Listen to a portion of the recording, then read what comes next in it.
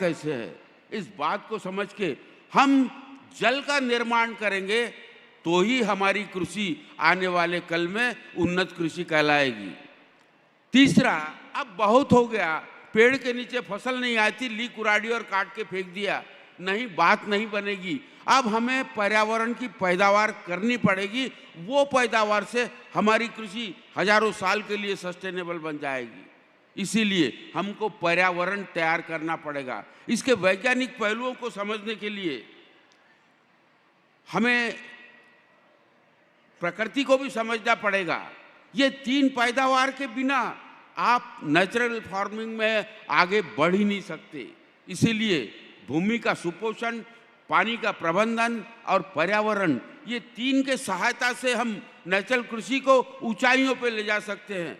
हमें न तो पैदावार की कमी रहेगी, न हमारे अच्छे जीने में कोई कमी रहेगी, हम अच्छा भी जी पाएंगे।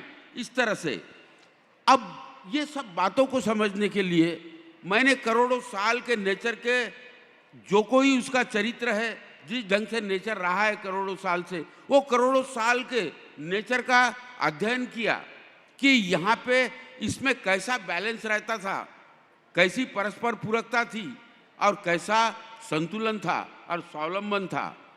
तो स्वावलंबन, संतुलन और परस्पर पूरकता, ये उसकी जांच करते करते विज्ञान के तीन ये अहम बिंदु समझ में आए कि परस्पर पूरकता के बिना कृषि सफल हो ही नहीं सकती। दूसरी बात समझ में आई, संतुलन के बिना खेती सफल हो ही नहीं सकती।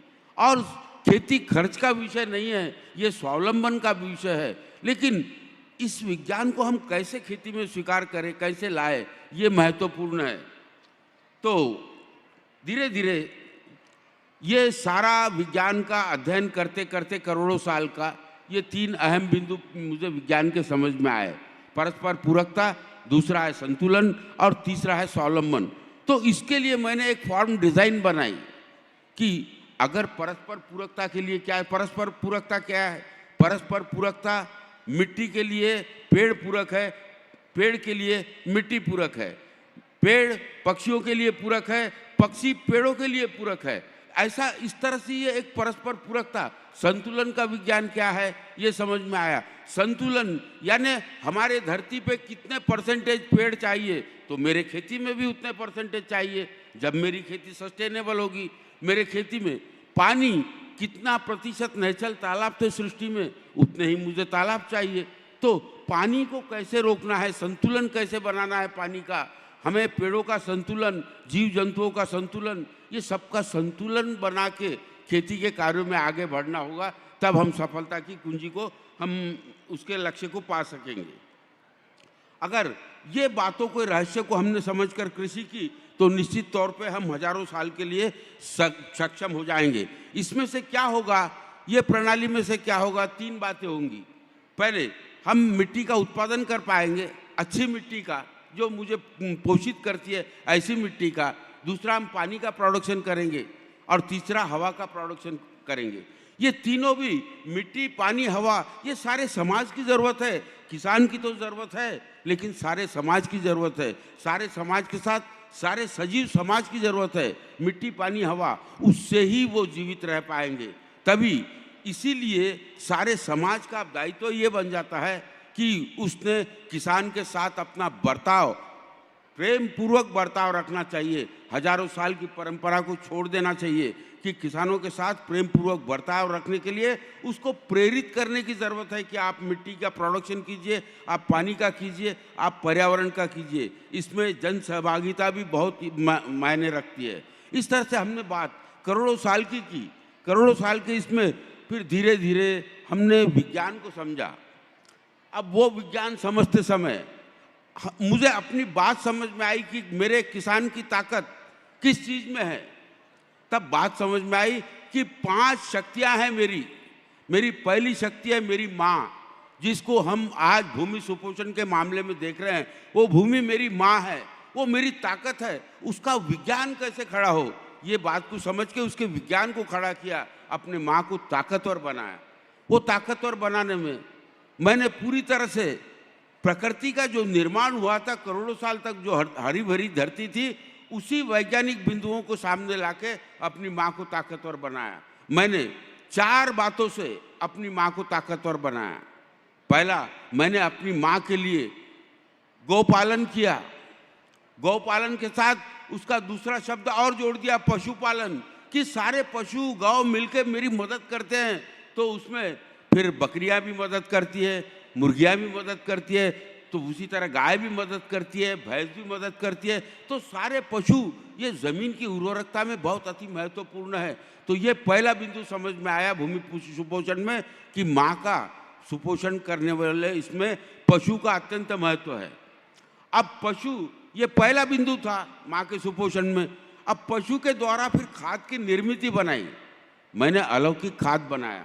अलौकिक खाद में, उसको अंग्रेजी में वंडर फर्टिलाइजर बोलते हैं, वो वंडर फर्टिलाइजर को मैंने 1 ट्रॉली गोबर की खाद में 4 किलो गुड़ का पानी और 30 लीटर गोमूत्र डाल के उस पर सादा पानी मार के वो खाद को इतना गुणवत्तापूर्वक बना दिया कि मेरे यहाँ अपनी उपज एक रिकॉर्ड लेवल पे चले गई है। यानी एक गौ कृपा अमृत का साथ में ही अलौकिक खाद का पशुपालन के वजह से मैं कर पाया और अपने भूमि में छोड़ पाया। इसके साथ ही लिक्विड फॉर्म में खाद बनाए, लिक्विड फॉर्म में गोसंजीवक खाद बनाया। वो जड़ पौधों के बीच में ले जाके उसको मैंने ड्रेंचिंग किया। उसके इतने आशातीत रिजल्ट मिले कि मुझे भी रिकॉर्ड फसल मिलने लगी ये खादों से। अब ये खाद का इस्तेमाल तो किया, लेकिन ये खाद का इस्तेमाल करने से बहुत बड़े पैमाने पे जीव जंतु जीवाणु तैयार हो गए। हमें नेचुरल फार्मिंग के, नैसर्गिक खेती के हर रहस्यों को समझना पड़ेगा। अब इसमें के जीव जंतु जीवाणु बहुत बड़े पैमाने पे मेरे खेत में जब पैदा होने लग गए, तब दूसरा ये ध्यान आया कि क्लाइमेट चेंज ये मेरे जीव जंतु जीवाणुओं को जीने नहीं देंगे।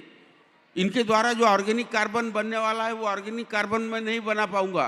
तो मैंने खेत को पेड़ों से जोड़ दिया कि भूमि का सुपोषण पेड़ों के बिना नहीं होगा।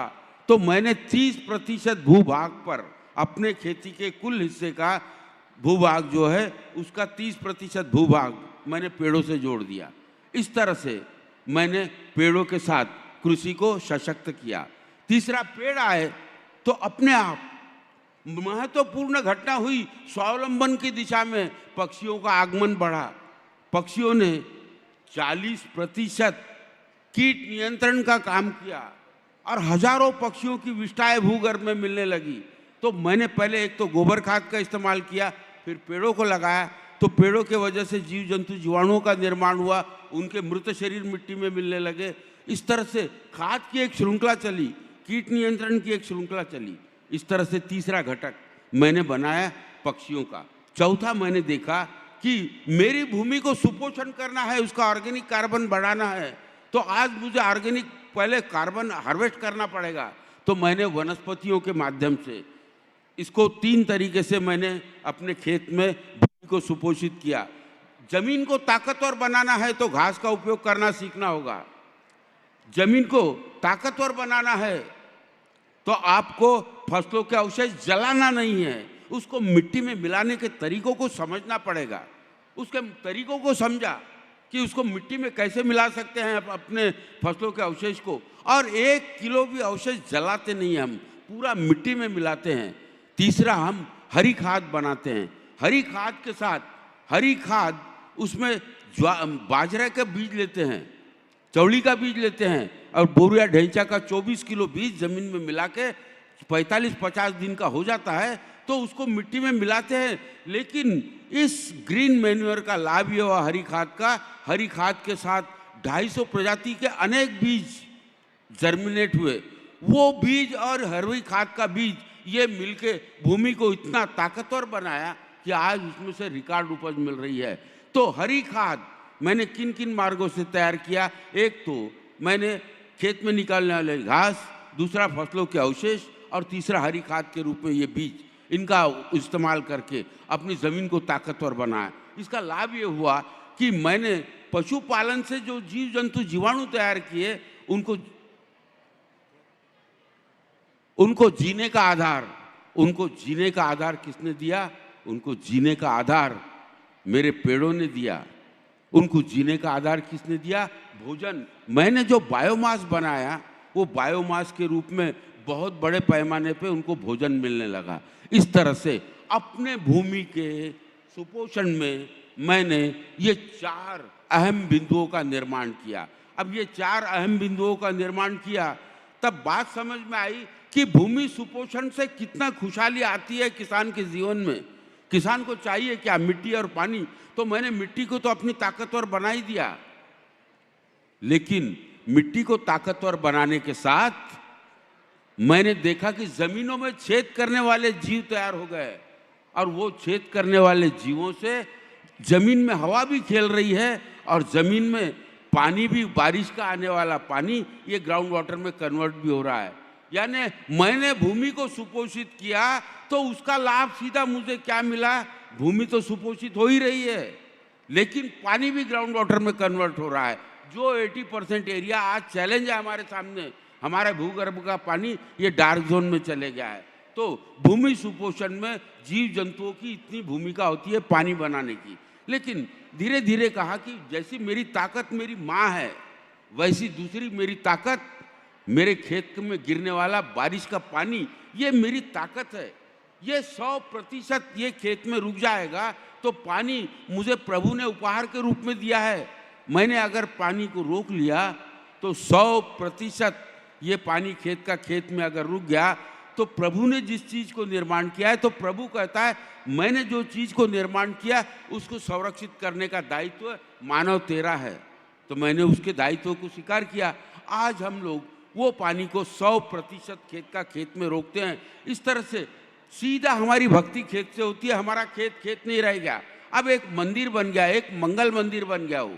इस तरह से एक मंगल मंदिर बनाने के लिए हमें भूसुपोषण के साथ इन रहस्यों को समझना जरूरी है कि पानी से हम कैसी खुशहाली ला सकते हैं।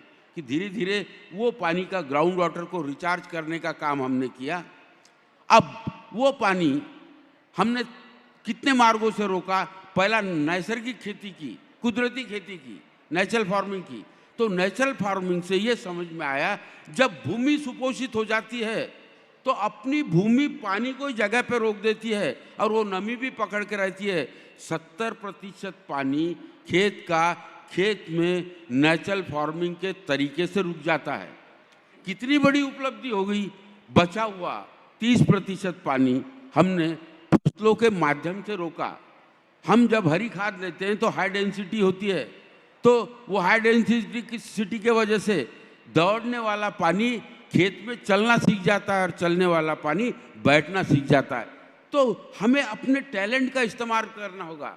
टैलेंट से हमको पानी को रोकना होगा। अब केमिकल की खेती में अगर आप पानी रोक लोगे तो पूरी फसल बर्बाद हो जाती है।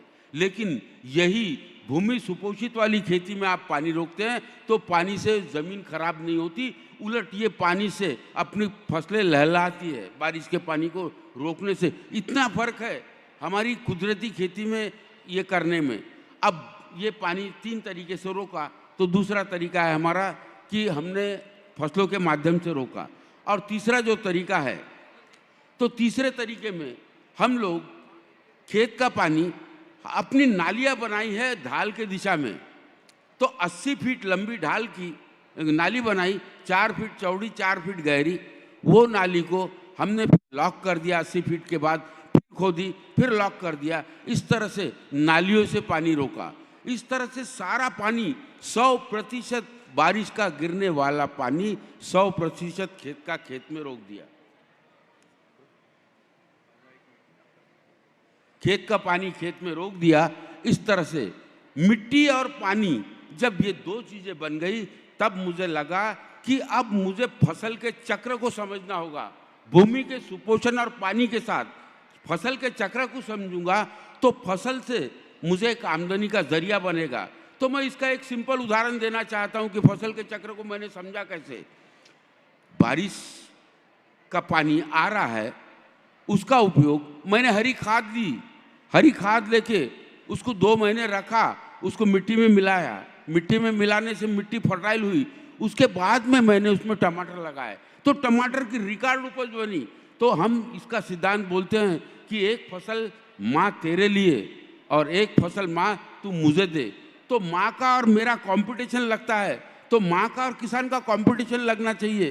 किसान उन माँ को कितना दे सकता है, फिर माँ को देगा तो माँ किसान को उसको चौगुना लौटाएगी। इस तरह से पहले माँ का सुपोषण हमारे लिए अत्यंत महत्वपूर्ण है। इसीलिए मित्रों, माँ और पानी, बीज, फसल चक्र, इन सब के व्यवस्थापन के साथ हम कृषि को आगे बढ़ाते हैं तो निश्चित तौर पे हम खुशहाली की ओर जाएंगे। धन्यवाद।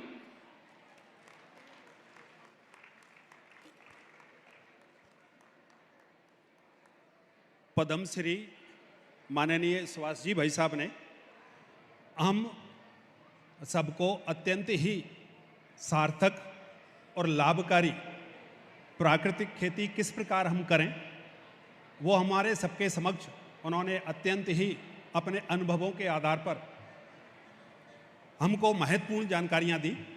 तालियां थोड़ी सी और एक बार उनके ऊर्जा के साथ होनी चाहिए माननीय सुभाष जी भाई साहब के लिए।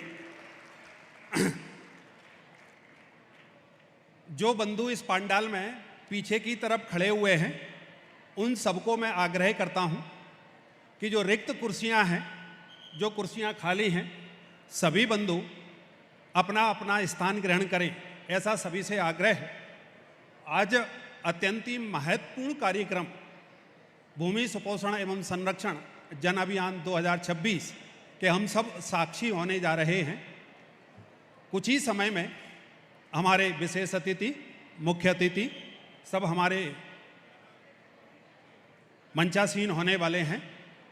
जैसे ही हमारे अतिथि पंडाल में प्रवेश करेंगे, हम सब अपने स्थान पर बैठ करके दोनों मुट्ठियां बांध करके और गौ माता के उद्घोष के साथ, धरती माता के उद्घोष के साथ, भूमि माता के उद्घोष के साथ उनका स्वागत करेंगे। तो भूमि सुपोषण एवं संरक्षण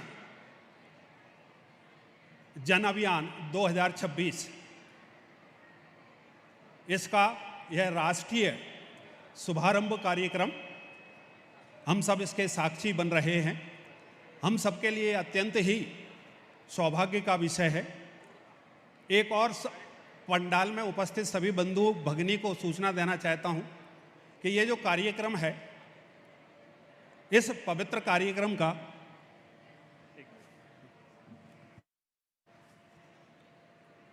शेवटी उभे असलेले जे कार्यकर्ते आहेत, शेवटी आवाज येतोय का? आता जे जे शेतकरी बांधव भगिनी येतील त्यांना आता उजव्या स्टेजच्या उजव्या बाजूला, म्हणजे या बाजूला आता सगळ्यांनी बसवायची कृपा करायची। माननीय अनिल जी ने हम सबको जो मार्गदर्शन दिया है उसका यथाशीघ्र हम सब पालन करेंगे और अपने अपने स्थान पर यथाशीघ्र पहुंचेंगे।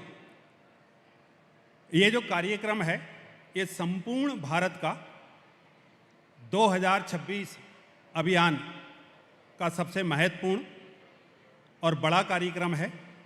इसका टेलीकास्ट भी देश के 650 से अधिक जिलों में जो कृषि विज्ञान केंद्र हैं, जो कृषि विश्वविद्यालय हैं और जहाँ पर भी कृषक अपने प्रयोगों के लिए एकत्रित होते हैं, उन सभी जगहों पर यह कार्यक्रम का डायरेक्ट टेलीकास्ट हो रहा है। तो ये अमलनेर मंगल ग्रह मंदिर परिसर और अक्षय कृषि परिवार, ये जो दोनों के मार्गदर्शन और सामूहिक प्रयासों से यह अभियान का शुभारंभ कार्यक्रम शीघ्र ही हम सबके समक्ष आज भूमि माता के पूजन के कार्यक्रम का एक प्रत्याक्षिक भी यहाँ मंच पर होगा। हम सब उस प्रत्याक्षिक को ध्यानपूर्वक उसका चिंतन मनन करेंगे, देखेंगे, दर्शन करेंगे और फिर इस तरीके के ही कार्यक्रम अपने गांव में, अपने गौशालाओं पर, अपने विद्यालयों में, अपने गांव के मठ मंदिरों में, अपने गांव के बगीचों में, सब तरफ ये इस तरीके के भूमि पूजन के कार्यक्रम, हम भूमि माता के प्रति अपनी श्रद्धा की पुनर्स्थापना के लिए, श्रद्धा के आराधन के लिए इस तरीके के कार्यक्रम हम अगले 1 महीने तक करने वाले हैं। 19 मार्च से 19 अप्रैल अर्थात आज वर्ष प्रतिपदा से अक्षय तृतीया तक ये 1 महीने तक निरंतर संपूर्ण भारत, चाहे वो गांव हो, शहर हो, वनांचल हो, पहाड़ हो, समतल मैदान हो, सभी तरफ इस तरीके के पूजन कार्यक्रम निरंतर होने वाले हैं। शीघ्र ही हमारे विशेष अतिथि, प्रमुख अतिथि, माननीय केंद्रीय मंत्री श्री शिवराज सिंह जी, महाराष्ट्र सरकार के मंत्री, सभी कुछ ही समय में इस परिसर के अंदर, इस पंडाल के अंदर प्रवेश करेंगे।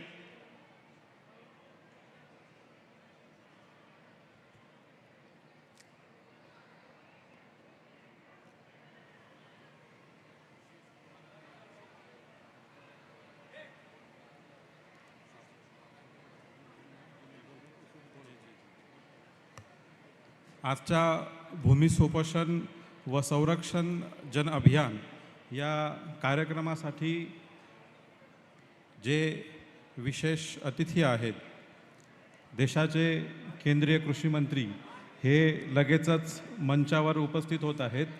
त्याचबरोबर महाराष्ट्राचे अपेक्षित मंत्री लगेचच येत आहेत। सर्वांनी हमारे आज के मुख्य अतिथि, विशेष अतिथि, प्रमुख अतिथि शीघ्र ही हमारे पंडाल में प्रवेश कर रहे हैं। हम सब अपने स्थान पर बैठे हुए दोनों मुट्ठी बांधकर पूरी ताकत के साथ उद्घोष करेंगे, भूमि माता की, भूमि माता की, भूमि माता की, गौ माता की, गौ माता की, गौ माता की, ग्राम देवता की, ग्राम देवता की, ग्राम देवता की, भारत माता की, भारत माता की। मैं अपने सभी अतिथियों को मंचासीन होने के लिए आग्रह करता हूं। हमारे सभी अतिथि सभी को मंचासीन होने का निवेदन है। आप सभी का हार्दिक अभिनंदन, सभी का हार्दिक स्वागत, अभिनंदन। हमारे सभी प्रमुख अतिथि महानुभावों का अभिनंदन, हार्दिक स्वागत।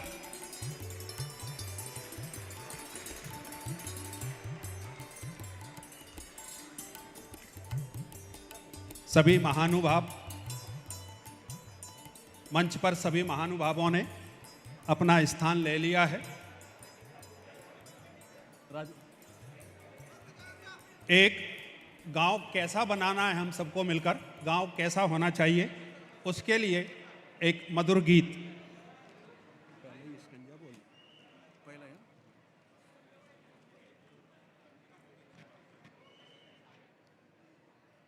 स्वावलंबी स्वाभिमानी भाव जगाना है, स्वावलंबी स्वाभिमानी भाव जगाना है।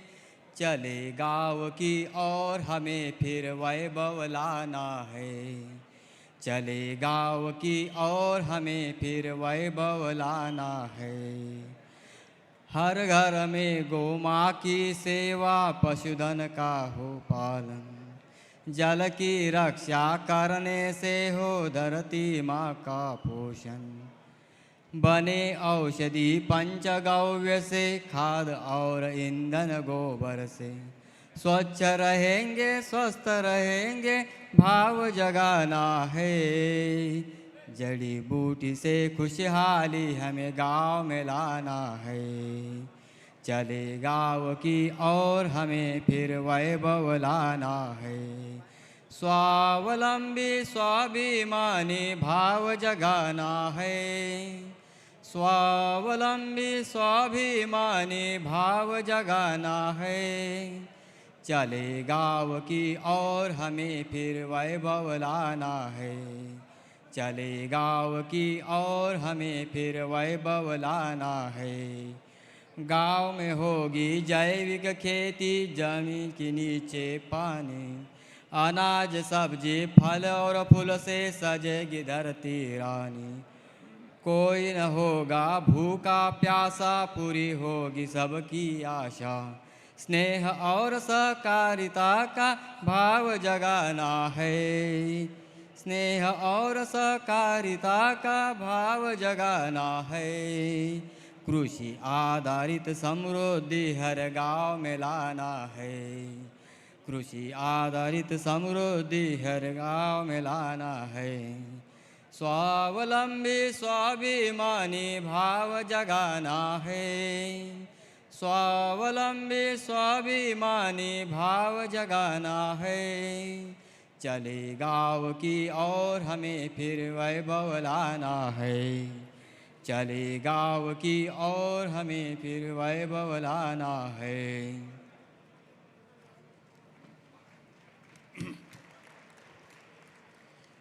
धन्यवाद राजेंद्र जी। अतिथि देवो भव,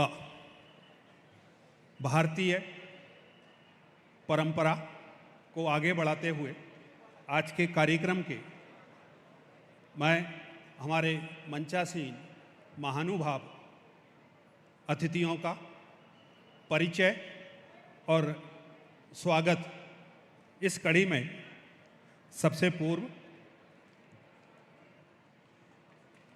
माननीय मंत्री माननीय श्री शिवराज सिंह जी, कृषि एवं ग्रामीण विकास मंत्री भारत सरकार, आप एक गांव और कृषक परिवार में आपका जन्म हुआ, कृषक परिवार के सानिध्य में आप पले बढ़े। ऐसे हमारे यशस्वी भारत सरकार के कृषि मंत्री माननीय शिवराज सिंह जी के स्वागत के लिए डॉक्टर दिगंबर महाले, अध्यक्ष मंगल ग्रह सेवा संस्थान, श्री मनोज भाई सोलंकी, अध्यक्ष अक्षय कृषि परिवार, श्री अनिल जी पाटिल, विधायक अमल ने, आप सभी को निवेदन करता हूं कि माननीय कृषि मंत्री जी का फूलमाला और पुष्पगुच्छ के साथ स्वागत करें।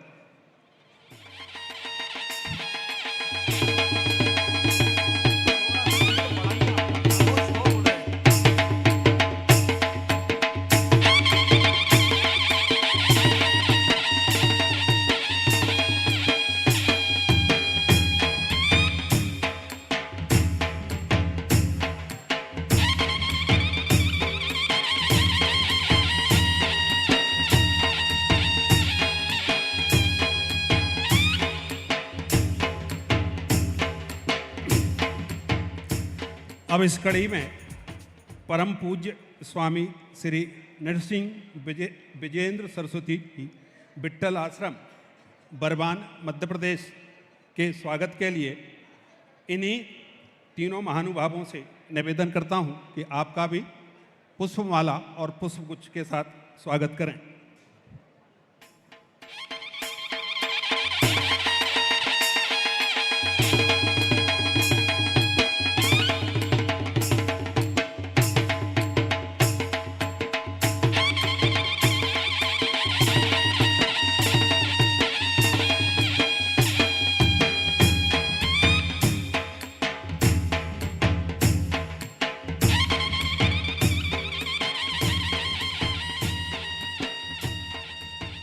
इस कड़ी में अगले स्वागत के लिए माननीय भागैया जी, आप संघ के वरिष्ठ प्रचारक हैं, अखिल भारतीय कार्यकारिणी सदस्य, राष्ट्रीय स्वयंसेवक संघ, आपके स्वागत के लिए पुष्पगुच्छ से दिगंबर जी।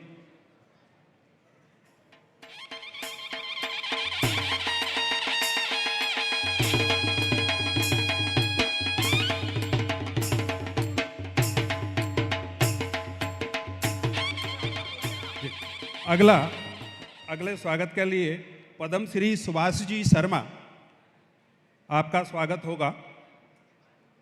पद्म श्री सुभाष जी शर्मा इसी कड़ी में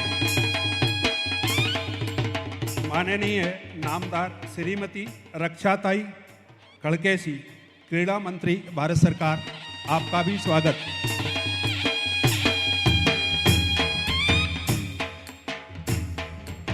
माननीय खासदार श्रीमती स्मिताताई बागजी, जलगांव खासदार, आपका भी स्वागत।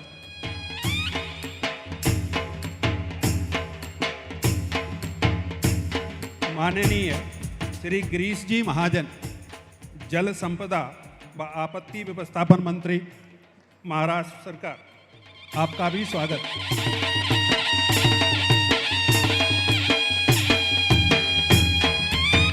माननीय श्री गुलाबराव जी पाटिल, पालक मंत्री जलगांव व स्वच्छता मंत्री, महाराष्ट्र सरकार, आपका भी स्वागत।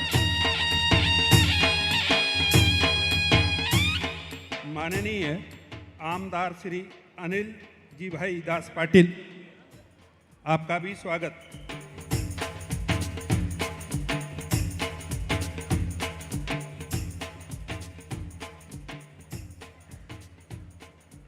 अब स्वागत की अगली कड़ी के रूप में सुनील जी घनवट, आपका भी स्वागत।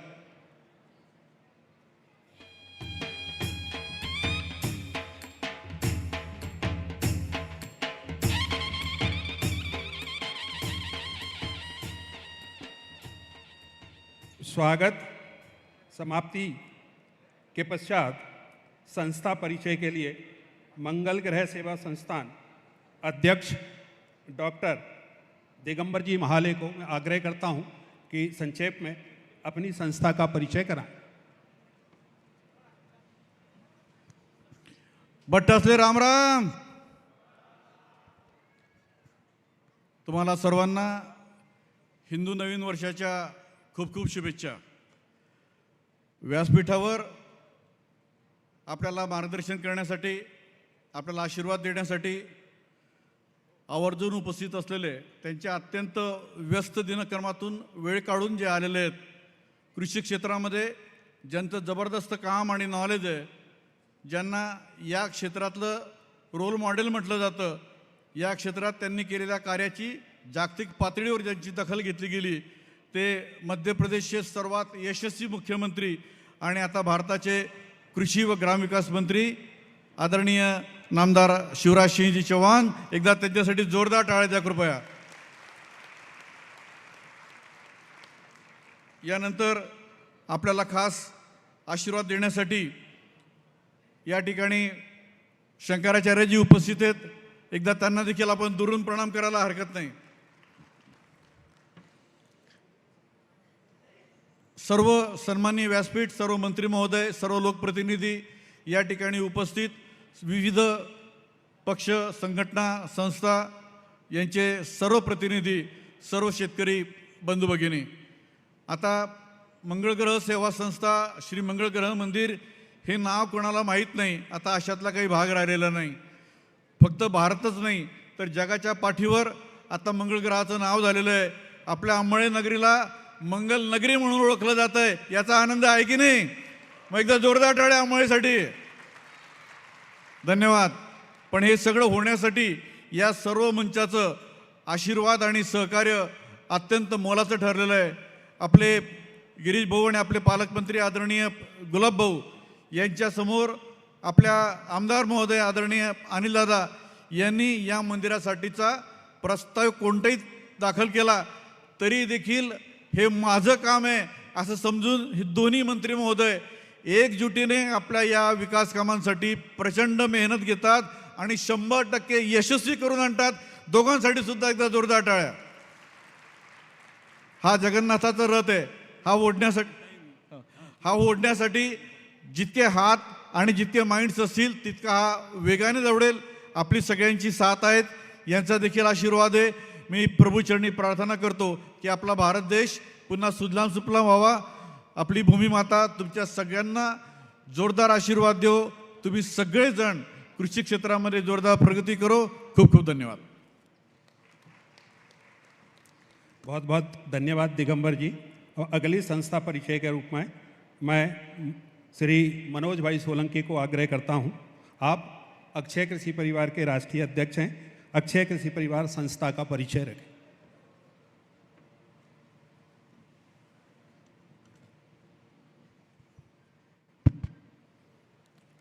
सभी को नमस्कार. भारत माता की, भूमि माता की. आज पावन और पवित्र दिन अक्षय तृतीया, वर्ष प्रतिपदा, गुड़ी पड़वा और उसी दिन के आज मंगल पर्व के उपस्थित मंचस्थ परम पूजनीय स्वामी नरसिंह विजयेंद्र सरस्वती जी महाराज जी के चरणों में वंदन एवं कृषि एवं ग्रामीण विकास मंत्री भारत सरकार के माननीय शिवराज सिंह जी चौहान, उपस्थित मंचस्थ हमारे वरिष्ठ प्रचारक माननीय बागैया जी एवं उपस्थित सर्व मंचस्थ महानुभावों के चरणों में वंदन. उपस्थित सर्वे किसान भाइयों बहनों और बच्चों सभी को मेरा प्रणाम. आज एक विशेष दिन है और एक विशेष कार्यक्रम है. हम कृषि को लेके कई कार्यक्रमों में उपस्थित रहे होंगे, मगर आज कृषि का एक ऐसा विषय जो हम कई सालों से कुछ भूले थे, तो आज स्मृति दिन भी कह सकते. उत्सव हमेशा स्मृति दिलाने के लिए होते हैं. तो आज का जो पावन और पवित्र दिन है, धरती माता का उत्पत्ति दिन, तो आज हम धरती माता का आज जन्मोत्सव मना रहे, तब आज कृषि की बात अहम होनी चाहिए. अक्षय कृषि परिवार कई सालों से भारत के अंदर भारतीय दृष्टिकोण से भारतीय चिंतन आधारित कृषि परंपरा, गाय आधारित एवं प्रकृति आधारित कृषि पद्धति जो भारत की हजारों सालों की परंपरा रही है, उस परंपरा को फिर से उजागर करने के लिए इस देश के अंदर भारत की पद्धति भारत में प्रस्तापित करने का एक प्रयास अक्षय कृषि परिवार कर रहा है. कृषि का कुछ दृष्टिकोण बदला है. कृषि एक व्यवसाय बना है, व्यवसाय की कोई मनाही नहीं है, मगर कृषि एक पोषण के लिए थी, समग्र जीवों का पोषण करने वाली कृषि थी. उसमें जीवनदायी कार्यक्रम बड़ा था, आजीविका का कार्यक्रम छोटा था, मगर आज आजीविका बढ़ गई है, जीवनदायी कार्यक्रम कहीं भूल गए. तो फिर से ये कृषि समग्र सृष्टि का पोषण करने वाली बने और उसके लिए हम धरती माता का पोषण की बात करें. माता पोषित होगी तो उसका बच्चा पोषित ही होगा. तो ये हम फसल को पोषण देने की बात पे आए हैं, उससे हमें फिर से भूमि को पोषित करने की बात कृषि में करनी पड़ेगी. और कृषि जो है, हमें मानसिकता में आया है कि किसान कर रहा है, वास्तव में कृषि है वो प्रकृति कर रही है, जीवों के माध्यम से हो रही है, पंचमहाभूत के माध्यम से हो रही है, मगर किसान उसमें एक भागीदारी जीवों के भूमिका से करने चाहिए. उसके बजाय किसान ही कृषि कर रहा है, ऐसी जो मानसिकता है उसमें से भी बाहर आना चाहिए. ऐसी सब बातों को लेकर भारतीय कृषि को अक्षय कृषि परिवार ने 5 हिस्सों में बांटा है, 5 आयामों में उसको देखा है. उसका पहला आयाम था अपना परिसर अपनी पहचान. कोई भी किसान था वो अपने परिसर अपने विस्तार का भूमि जलवायु को पहचानने वाला था, अपने आसपास के जीव सृष्टि को पहचानने वाला था, आसपास की परंपराओं मान्यताओं का पहचानने वाला था, वहाँ का आबोहवा वातावरण को पहचानने वाला था. तो ये सब पहचान के आधार से फसल का चयन करता था. आज जो किसान है वो बाजार के आधार से फसल का चयन कर रहा है. तो वो जो हमारी दिशा फिर से अपना परिसर, अपनी अपनी जलवायु को पहचानते हुए उसमें ज़्यादा अनुकूल फसल कौन सी हो सकती है, हमारी परिस्थिति के मुताबिक कौन सी फसल लगानी चाहिए, ऐसा एक विचार फिर से जुड़ना चाहिए। दूसरा विषय है कृषि का अहम है भूमि सुपोषण। हम आज फसल पोषण की बात करने लगे तो हम हजारों सालों से भूमि को माँ मानते रहे और उसके साथ पुत्रवत व्यवहार करते रहे। माता भूमि पुत्रो अहम पृथ्व्या, जो हमारी परंपरा रही भूमि है माँ है, कोई निर्जीव मिट्टी का टुकड़ा नहीं है, ये समझना चाहिए। और उस बात हम कहीं भूले हैं तो फिर से आए और भूमि को पोषित करने के लिए प्रकृति की जो व्यवस्था है उसको आधार बनाए, नहीं कि बाजार की व्यवस्था को आधार बनाए। तो बाजार मुक्त प्रकृति युक्त व्यवस्था भारत की रही है। आज की टेक्नोलॉजी है, आज बाजार उसमें कुछ इंटरवेंशन करना चाहता है, कोई मनाही नहीं है, मगर प्रकृति को छोड़ के अगर बाजार आधारित हो गया तो कृषि है संभव नहीं है। तो हमें प्रकृति को जोड़ना होगा, उसी से भूमि का सही सुपोषण हो सकता है। तो ये एक बात है, हमें भूमि, जल, वृक्ष, जीव जंतु, पशु पक्षी, बैक्टीरिया के माध्यम से जमीन सुपोषित होती है, जमीन जीवंत होती है। तो ये बात से फिर से जोड़ने के लिए हमने भूमि सुपोषण का एक आयाम को ठीक समझने का प्रयास किया है। दूसरा है देसी बीज, जो आज हमें कई प्रकार के जो बीज आ रहे हैं जो हमारी भूमि माता, हमारे लोकल जलवायु के अनुकूल नहीं है, उसकी खर्च बढ़ता जा रहा है। उसको ध्यान में रखते हुए हमारा परंपरागत जो जलवायु अनुकूल बीज था, हमारी ज़रूरियातों के अनुकूल बीज था, ऐसा बीज का महत्व फिर से बढ़े और किसान उसको समझने लगे, उसके आधार से बीज निर्माण करने में लगे, उसका भी एक प्रयास है। चौथा बिंदु है हमारा मानव चालित बैल चालित यंत्र। आज हम सब जानते हैं कि खेती हमारी छोटी होती जा रही है। आज सीमांत खेडूत 85% है और हमारी कहीं ना कहीं टेक्नोलॉजी ट्रैक्टर ड्रोन होने जा रही है, धीरे धीरे ट्रैक्टरों के ऊपर जा रहे हैं। उसके बजाय मानव चालित बैल चालित यंत्र ही छोटी कृषि के लिए सहयोगी है, बोझ नहीं है। तो ये बात को ध्यान में रखते हुए ये जो मानव चालित बैल चालित हजारों वर्ष की जो हमारी परंपरा थी, उसमें आज की टेक्नोलॉजी जोड़ के हम नया अनुसंधान करके नई दिशा देने का प्रयास करें और यंत्र का छोटे से छोटा यंत्र के ऊपर काम करें। पांचवा जो बिंदु है, जो हमें ज़्यादा पैसे लेना चाहिए, आज हमारी सामाजिक जरूरत बड़ी है, उसके लिए धरती माँ है, उससे ज़्यादा अपेक्षा न रखते हुए हमें बाजार, मूल्यवर्धन और मार्केटिंग, तीन चीज़ों के ऊपर, पोस्ट हार्वेस्टिंग के ऊपर काम करेंगे तो मेरे हिसाब से हमें जो ज़्यादा सामाजिक ज़रूरियात वो पूरी हो सकती है, नहीं कि हम भूमि से ज़्यादा लेने का प्रयास कर रहे हैं।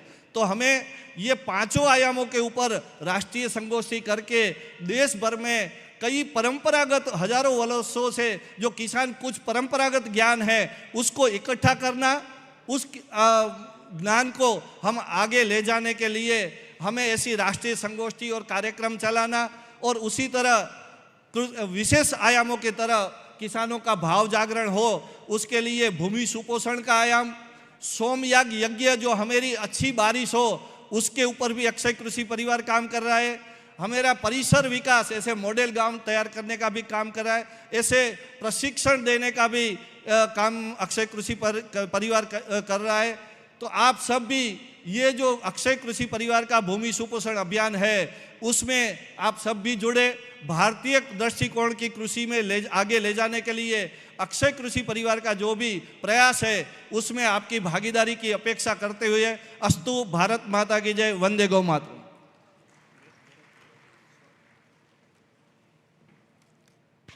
बहुत बहुत धन्यवाद मनोज भाई, आपने बहुत ही सारगर्भित विषय हम सबके समक्ष रखा। अब भूमि सुपोषण एवं संरक्षण जन अभियान 2026, इसका एक महत्वपूर्ण हिस्सा होता है भूमि माता पूजन कार्यक्रम। आज इस भूमि माता पूजन कार्यक्रम का एक प्रत्याक्षिक, एक डेमोन्स्ट्रेशन यहाँ मंच पर भी रखा गया है। मैं श्री सौरभ सुरेश जी वैष्णव, जो आज के इस पूजन कार्यक्रम के पुरोहित भी हैं, आपसे आग्रह करता हूं कि भूमि पूजन कार्यक्रम को विधिवत पूर्वक संपन्न करवाएं और साथ ही मंचासीन महानुभाव भी इस पवित्र कार्यक्रम में अपनी सहभागिता सुनिश्चित करें।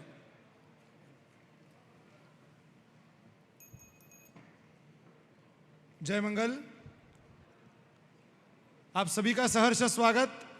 सभी अतिथियों से निवेदन है कृपया अपने स्थान पर खड़े हो जावे। गुरुजी आप सभी को तिलक करेंगे।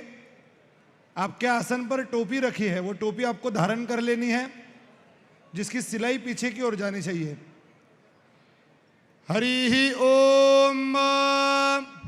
स्वस्ति न इंद्रो वृद्धशरवाः स्वस्ति नः पूषा विश्ववेदाः स्वस्ति नस्तारक्षो अरिष्टनेमिः स्वस्ति नो बृहस्पतिर्दधातु। केशवं क्लेशनाशाय दुःखनाशाय माधवं श्रीहरिं पापनाशाय गोविंदं मोक्षदायकं विष्णवे नमो विष्णवे नमो विष्णवे नमः। प्रमुख अतिथियों से निवेदन होगा, हाथ में जल लेंगे आप। अद्य पूर्वोच्चारित एवं गुणग्रहगण विशेषेण विशिष्टायां शुभ पुण्यतिथौ करिष्यमान कर्मांगभूतं भूमि सुपोषणांतर्गत भूमि पूजनं चाहं करिष्ये। तदंगभीतम निर्विघ्नता सिद्ध्यर्थम गणपति स्मरणं च करिष्ये। प्रणाम कीजिए। भगवान गणेश जी का स्मरण करना है सभी को। हरि ओम। गणानान्त्वा गणपतिगुं हवामहे प्रियानान्त्वा प्रियपतिगुं हवामहे निधीनान्त्वा निधिपतिगुं हवामहे वसो मम आहमजानि गर्भधमात्वमजासि गर्भधम्। श्रीमान सिद्धिविनायकाय नमः। प्रार्थना पूर्वकं नमस्करोमि। सभी अतिथियों के पास एक थाली दी है जिसमें पुष्प रखे हैं, वो थाली अपने हाथ में ले लीजिए। जब तक हम मंत्र बोलेंगे तब तक आपको मुख्य जो कलश है उसके ऊपर पुष्प से अभिषेक करना है। आप सभी पुष्प चढ़ाते रहेंगे। जो भाविकगण उपस्थित है आप सभी से भी अनुरोध है, आप भले ही मंच पे ना हो फिर भी आप पूजा में सहभागी हो, तो इसलिए हाथ जोड़कर भूमि माता की प्रार्थना करते रहिए। यह भूमि सुपोषित रहे, जैसे इसने हमें पाला है वैसे हमारे आने वाली पीढ़ी को भी पालती रहे, ऐसी प्रार्थना आप सभी को करना है। ओम माता भूमि पुत्रो अहम पृथिव्याः। यह भूमि मेरी माता है और मैं उसका पुत्र हूँ। गंधद्वारां दुराधर्षां नित्यपुष्टां करीशिनीं ईश्वरीं सर्वभूतानां तामिहोपभये श्रियं। समस्त प्राणी मात्र का सुपोषण करने वाली अजेय गंधवती पृथ्वी को गोमय का उपयोग कर हम नित्य पुष्ट रखेंगे, बलवान रखेंगे। जननी जन्मभूमिश्च स्वर्गादपि गरीयसी। जननी और जन्मभूमि यह स्वर्ग से भी श्रेष्ठ है। सानो भूमि स्तिवशीबलम राष्ट्रे दधातु उत्तमे। माता भूमि हमारे उत्तम राष्ट्र भारत में तेज और बल स्थापित करे। ग्रीष्मस्ते भूमि वर्षाणि शरद्धेमंत शिशिरो वसंतः ऋतवस्ते विहिताः यनिरहोरात्रे पृथ्वीनो दुहाताम्। हे पृथ्वी भूमे, ग्रीष्म वर्षा शरद हेमंत शिशिर वसंत यह 6 ऋतुएं, वर्ष समूह दिन और रात्रि, यह सभी विधाता के द्वारा तुम्हारे लिए बनाए गए हैं। अतः ये सभी हमारे मनोरथ को पूरा करें। जौः हरि ओम। जौः शांतिरंतरिक्षगुं शांतिः पृथिवी शांतिरापः शांतिरोषधयः शांतिः वनस्पतयः शांतिर्विश्वे देवाः शांतिर्ब्रह्म शांतिः सर्वज्ञो शांतिः शांतिरेव शांतिः सामा शांतिरेधि। प्रभु हम सभी मनुष्य मात्र को मन में शांति प्रदान करे, एकाग्रता प्रदान करे। भूमि स्वर्गताम यातु मनुष्यो यातु देवताम धर्मे सफलताम यातु नित्यम यातु शुभोदयः। यह भूमि स्वर्ग हो, मनुष्य यहाँ देवता हो, धर्म सफल हो और नित्य शुभ हो, ऐसी कामना करते हुए इस अभिषेक को संपन्न करेंगे। मुख्य अतिथियों द्वारा धूप दर्शन होगा। धूरसि धूर्प धूर्पन्तं धूर्पतञ्जोऽस्मान् धूर्पतितं धूर्पजम्बयन् धूर्पामः देवानामसि वह्नितमग्नो ससनितमं बपरितमन् जुष्टतमं देवहूतमम्। अभी हमें पूरी शक्ति से जय जयकार करना है। बोलिए धरती माता की जय हो, भारत माता की जय हो, गो माता की जय हो, ग्राम देवता श्री मंगलदानी की जय जय हो। शांति शांति शांति।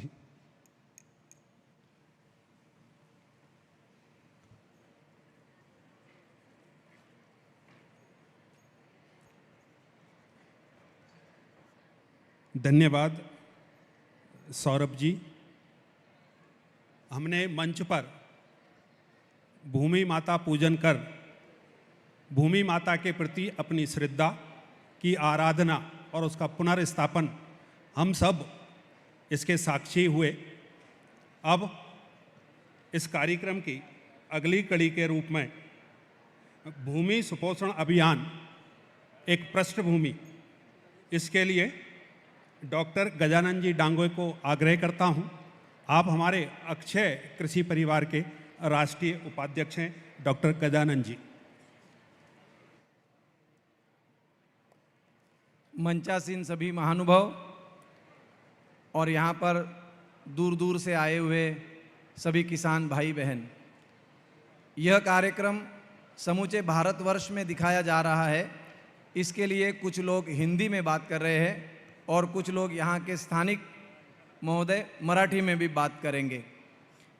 ये जो भूमि सुपोषण का अभियान है, हम सब लोग ये अनुभव कर रहे हैं कि गत कुछ वर्षों में भारत में जो आधुनिक कृषि के बारे में लगातार हम लोग सफलता हासिल कर रहे हैं, उसके चलते चलते कुछ ऐसे भी परिणाम हम लोगों को दिख रहे हैं कि जिससे भूमि का स्वास्थ्य बिगड़ता चला जा रहा है। ये जो रसायन है, कीटनाशक है और साथ साथ हमारे कृषि के तरफ देखने का जो नज़रिया है, जो कि हमने कृषि को एक फैक्ट्री के रूप में देखने की प्रक्रिया हासिल कर ली है, इन सब बातों से भारत में एक नया प्रतिमान स्थापित करने की प्रक्रिया भारत के कुछ किसानों ने, वैज्ञानिकों ने मिलकर प्रारंभ की है। ये जो भूमि सुपोषण अभियान है, ये भारत में भूमि के प्रति श्रद्धा निर्माण करने का अभियान है। ये जो भूमि सुपोषण अभियान है, इसके द्वारा कृषि क्षेत्र में पशु की पुनर्स्थापना करने का ये अभियान है। ये जो भूमि सुपोषण अभियान है, ये भारत में जो मशीनीकरण है, ये सुयोग्य मशीनीकरण हो, ये पशु आधारित मशीनीकरण को भी बढ़ावा मिले, इसके लिए ये भूमि सुपोषण अभियान है। ये भूमि सुपोषण अभियान का लक्ष्य है कि भारत में क्रमशः देशज बीज को बढ़ावा मिले और उसकी पुनर्स्थापना भारत में हो।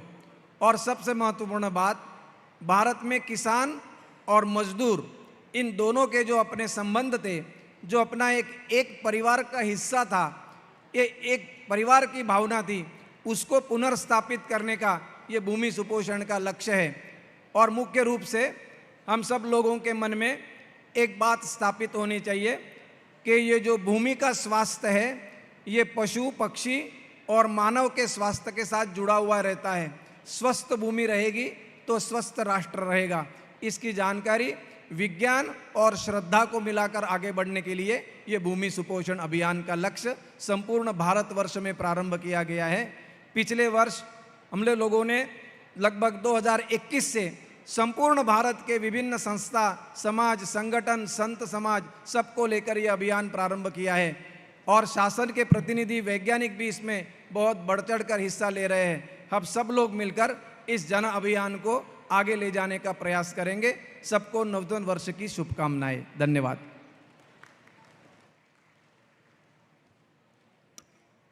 धन्यवाद डॉक्टर गजानन जी। आपने भूमि सुपोषण अभियान की आवश्यकता क्यों, इसको क्यों प्रारंभ करना पड़ा, इसकी ओर हम सबका ध्यान दिलाया। अब इस कार्यक्रम की अगली कड़ी के रूप में मैं माननीय श्री गुलाबराव जी पाटिल मंत्री महाराज सरकार आपको आग्रह करूंगा कि आप हमारे मार्गदर्शन के स्वरूप कुछ शब्द हमको कहें।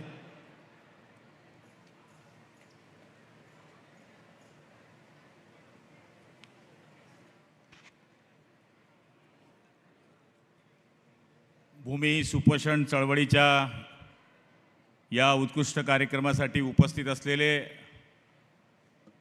मध्य प्रदेशचे माजी मुख्यमंत्री आणि देशाचे कृषी मंत्री आदरणीय शिवराज सिंग पाटील साहेब, चौहान साहेब उर्फ मामा।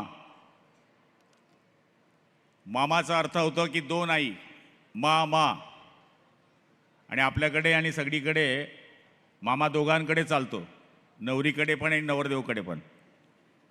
असे आपले लाडके कृषी मंत्री महोदय, आदरणीय सरस्वतीजी, सगळं सन्मान्य व्यासपीठ, समोर बसलेल्या सगळ्या माझ्या शेतकरी बांधवांनो, लाडक्या बहिणींनो आणि पत्रकार मित्रांनो, जिल्हा भूमी सुपोषण चळवळ ही शेतीला नवी संजीवनी देणारी, नवीन क्रांती करणारी या ठिकाणी एक मोठी चळवळ या ठिकाणी उभी राहते आहे। पुरातन काळापासून तर आताच्या काळापर्यंत शेती हा व्यवसाय जर आपण लक्षामध्ये घेतला तर देशामध्ये 50% वरती रोजगार देणारा व्यवसाय जर कुठला असेल तर तो माझा शेती व्यवसाय आहे। शेतकऱ्याशिवाय कुठलंच तारण नाही। या ठिकाणी आपला देश आपल्या भूमीला माता स्थिती, शेतीचं माती परीक्षण केल्याशिवाय पेरणी करू नये अशा पद्धतीची चळवळ या ठिकाणी उभी राहते आहे। आज मला सांगायला या ठिकाणी सगळ्यांना आनंद वाटेल की ही चळवळ उभी करण्याकरता अक्षय कृषी परिवार जो मोठ्या उत्साहामध्ये या ठिकाणी काम करतो आहे त्याचं खूप अभिनंदन या ठिकाणी केलं पाहिजे। सेंद्रिय शेती ही शेतीकडे वळण व अत्यंत गरजेची आहे, हाच मूळ गाभा या कार्यक्रमाचा आहे। पुरातन काळामध्ये, मागच्या काळामध्ये जी सेंद्रिय शेती ज्याच्या आधारावर आपण शेती करत होतो, बियाणं आपल्या घरातल्या घरात आपण वापरत होतो, शेणखत आपण वापरून शेती करत होतो, आज त्याचा ऱ्हास होत असून या ठिकाणी रासायनिक खतं असेल, फवारणी असेल, इतर गोष्टी असतील, याचा जो वापर होतो आहे तो वापर न होता पूर्वीच्या काळामध्ये केली जाणाऱ्या शेतीचा वापर पुढच्या काळामध्ये व्हावा, हाच या मधला उपयोग आहे। प्रत्येक शेतकरी हा मातीतला डॉक्टर झाला पाहिजे। प्रत्येक शेतकरी हा मातीमधला डॉक्टर होऊन त्यांनी त्या शेतीला तपासलं पाहिजे, याच्यातला हा मूळ गाभा आहे। कोण म्हणतं शेती आपल्याशी बोलत नाही, पण आपण शेतीशी बोलत नाही। ज्या दिवशी आपण शेतीशी बोलायला लागाल त्या दिवशी शेती आपल्याला उत्तर दिल्याशिवाय राहणार नाही, अशी खात्री तुमच्यासह माझ्या मनामध्ये सुद्धा आहे। आपण आज ज्याप्रमाणे उठतो आणि रोज जर शेतामध्ये गेलात तर रोज आपल्याला शेतीची प्रकृती समजू शकते, आणि जर ती प्रकृती समजायची असेल तर शेतकऱ्यांनी शेतीशी ज्याप्रमाणे कुटुंबाशी आपलं नातं असतं तेच नातं शेतीशी ठेवलं पाहिजे। तेच काम या ठिकाणी होतं आहे। आज केळी उत्पादन शेतकरी आपण बघतोय, त्याच्याकरता सुद्धा आदरणीय चौहान साहेब या ठिकाणी विद्यापीठामध्ये गेले। साहेब, या जळगाव जिल्ह्यामध्ये केळीसाठी packing house, cold storage, free cooling centre याच्यासारख्या गोष्टी पुढच्या काळामध्ये झाल्या पाहिजे, ही जळगावकरांची मागणी आहे। मला वाटतं की शाश्वत शेती, समृद्ध शेती या माध्यमातून केंद्र सरकारने जळगावकरता खास पॅकेज दिलं पाहिजे, असं माझं व्यक्तिगत पालकमंत्री म्हणून आणि शेतकरी म्हणून माझी आपल्याकडे फार मोठी मागणी आहे। जळगावचा शेतकरी हा मेहनती शेतकरी आहे आणि मला वाटतं हवामान, माती आणि बाजारभाव याची माहिती घेऊन आधुनिक शेती केली पाहिजे। अशाच पद्धतीने शेतकरीने जर पुढच्या काळामध्ये या शेतीचा जो होणारा ऱ्हास आहे तो वाचवण्याकरता जे महानुभाव या ठिकाणी आपल्याकरता देशामध्ये चळवळ उभी करताय त्याला खरंच सहकार्य करण्याची गरज आहे। झाड म्हणजे माळीचा खराच रक्षक आहे आणि मला असं वाटतं की प्रत्येकाने झाड जगवलं पाहिजे, हेच या अक्षय योजनेचं या ठिकाणी फार मोठं काम आहे। मी जास्त वेळ न घेता आपल्या सगळ्यांच्या वतीनं माननीय कृषी मंत्री महोदयाचं या ठिकाणी खूप खूप स्वागत करतो की त्यांनी जळगाव जिल्ह्यामध्ये आज एवढा नवा दिवस आहे की ज्या नव्या दिवशी आज सगळेजण आपण गुढी उभारतो। प्रभू रामचंद्रजी ज्यावेळेस अयोध्येला आले त्यावेळेस त्यांच्या स्वागताकरता गुढ्या उभारण्यात आल्या होत्या। आज मला खात्री आहे की आदरणीय कृषी मंत्री महोदय जळगाव जिल्ह्यामध्ये आले आहे, ते सुद्धा त्यांच्याकरता आम्ही स्वागत करतो आणि केळीकरता काही ना काही ते आम्हाला देऊन जातील अशी खात्री आमच्या मनामध्ये आहे. आज या मंगळ ग्रहाच्या निमित्तानं आदरणीय शिवराज मामा यांच्यामुळेच आमचं सरकार आलं. आपने जो 1500 रुपया दिया ना लाड़की बहनों को, हमने भी दे दिया और सामने वाला का टांगा पलटी और घोडा फरार हो गया. तर मला तरी असं वाटतं की मध्य प्रदेशचं मॉडेल हे महाराष्ट्रामध्ये चाललं आणि इकडे ते चालल्यामुळे आज आम्ही तुमच्यासमोर मंत्री म्हणून या ठिकाणी दिसतोय. आणि मला खात्री आहे की ज्याप्रमाणे तुम्ही मध्य प्रदेशमध्ये जे कार्य केलं तेच कार्य देशामध्ये करतायत, तेच कार्य महाराष्ट्राकरता शेतकऱ्यांकरता करावं असं मंगळ ग्रहाच्या चरणी जगदंबेच्या चरणी प्रार्थना करतो. आपल्याला उदंड आयुष्य मिळो अशी प्रभूचरणी प्रार्थना करून माझे 2 शब्द संपवतो. जय हिंद, जय महाराष्ट्र, जय खानदेश.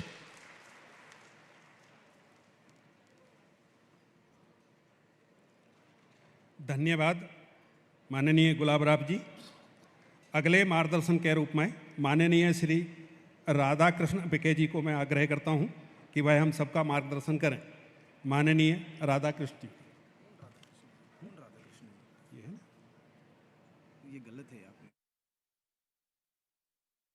मान्य गिरीश जी महाजन.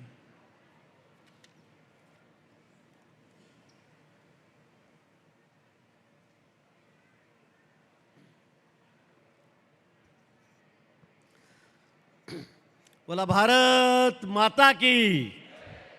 शेवटपर्यंत आवाज जातोय माझा, सगळ्यांनी घोषणा द्यायची आहे. बोला भारत माता की. वंदे वंदे. जय श्रीराम, जय जय श्रीराम. भूमि सुपोषण एवं संरक्षण अभियान या कार्यक्रमाच्या निमित्ताने अक्षय कृषी परिवार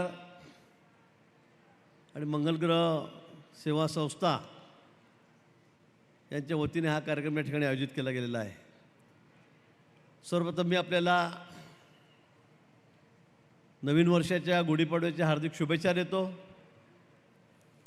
आजच्या या कार्यक्रमासाठी विशेष करून मध्य प्रदेशचे अतिशय यशस्वी आणि लाडके मुख्यमंत्री आणि आजचे देशाचे कृषी मंत्री माननीय मामा या ठिकाणी आलेले आहेत.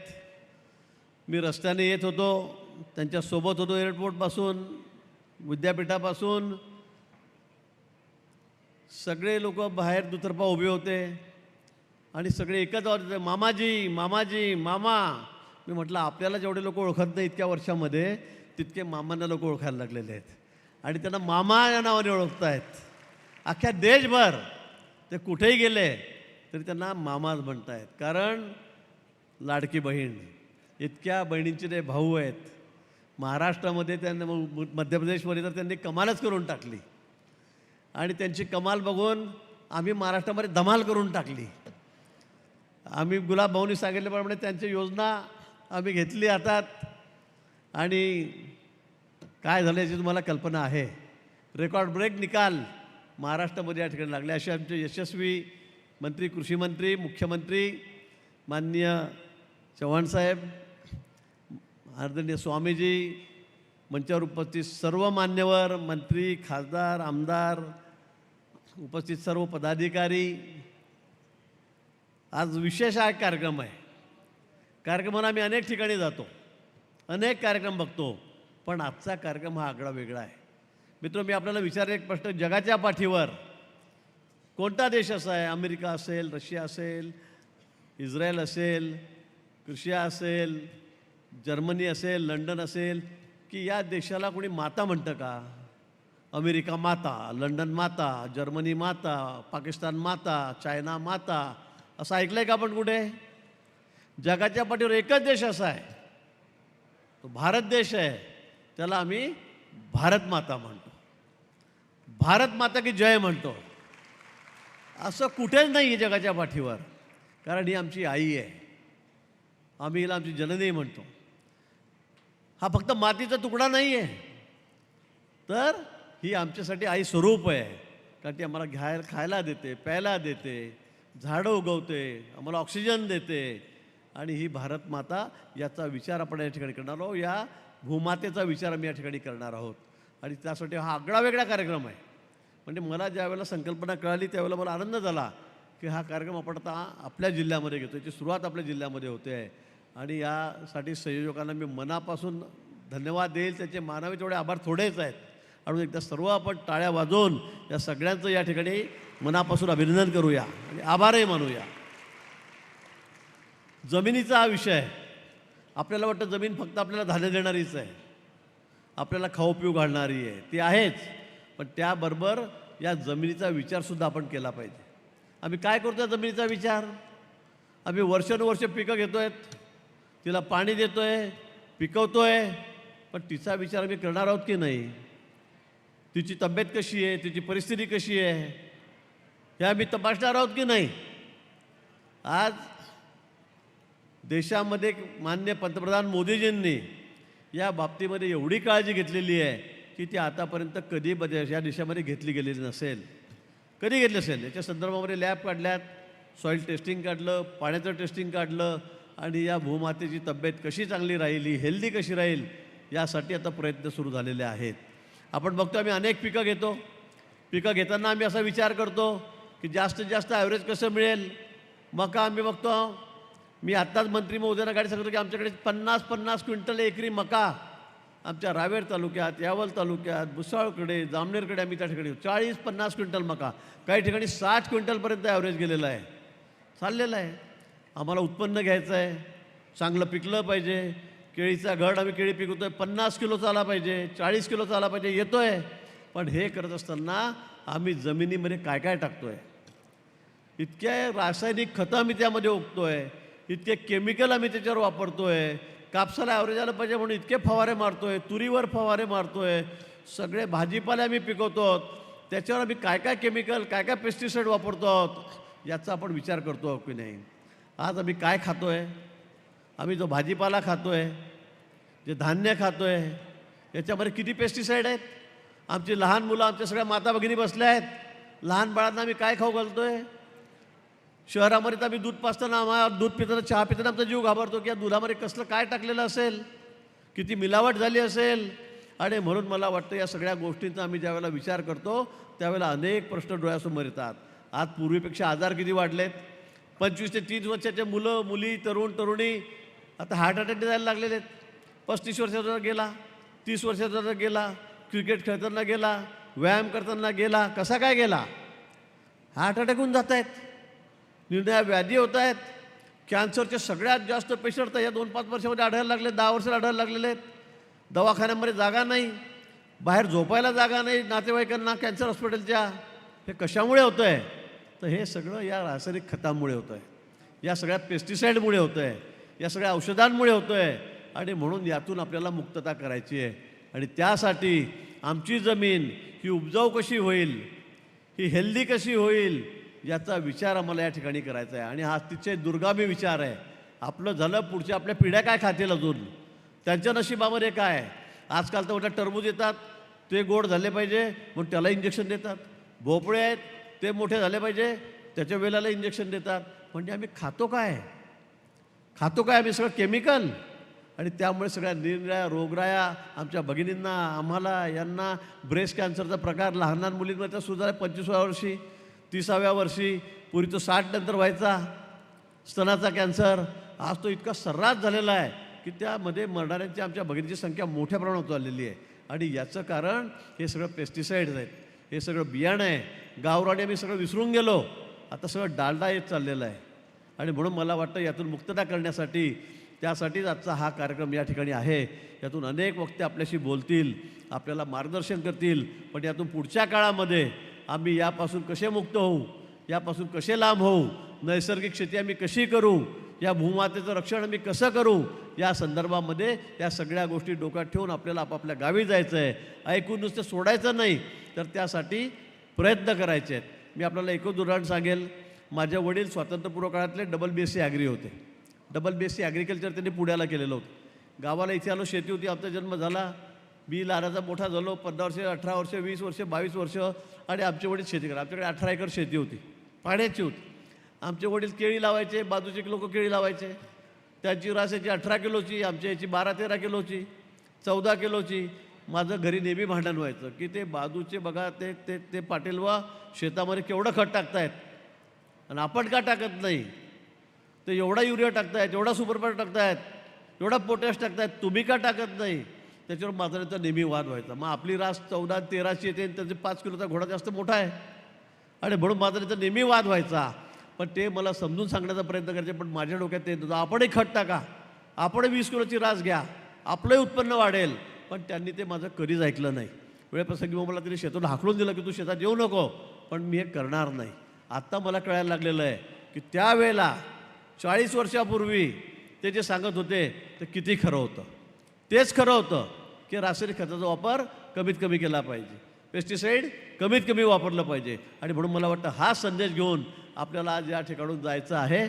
आणि आज आपल्यामध्ये अनेक तज्ज्ञ आहेत, ते आपल्याला या ठिकाणी मार्गदर्शन करतील. पण सगळ्यात महत्त्वाचं म्हणजे आदरणीय कृषी मंत्री जे या ठिकाणी आलेले आहेत त्यांचं आपल्याला ऐकायचं आहे. अतिशय महत्त्वाचे माहिती ते आपल्याला देतील, महत्त्वाचे बोल त्यांचे आपल्याला ऐकायचे आहेत. पण इथून जाऊन आपण हे सर्व आत्मसात करायचं आहे. नुसतं घेऊन गेले, चांगला कार्यक्रम झाला, मंत्री आलेत, आम्ही आलो, आम्ही बोललो, हे सोडू नका. पण या ठिकाणी आपल्या भारत मातेला खरंच आपल्या या भूमीला आपल्याला जिवंत ठेवायचं असेल, तिची पोत वाढवायची असेल तर आपल्याला हे करावंच लागेल. ही काळाची गरज आहे. एवढंच आपण लक्षात ठेवावं आणि या ठिकाणी जावं. गुढीपाडव्याचा दिवस आहे. पुन्हा आपल्याला या ठिकाणी या प्रसंगी मनापासून खूप खूप शुभेच्छा देतो आणि थांबतो. जय हिंद, जय महाराष्ट्र, जय श्रीराम.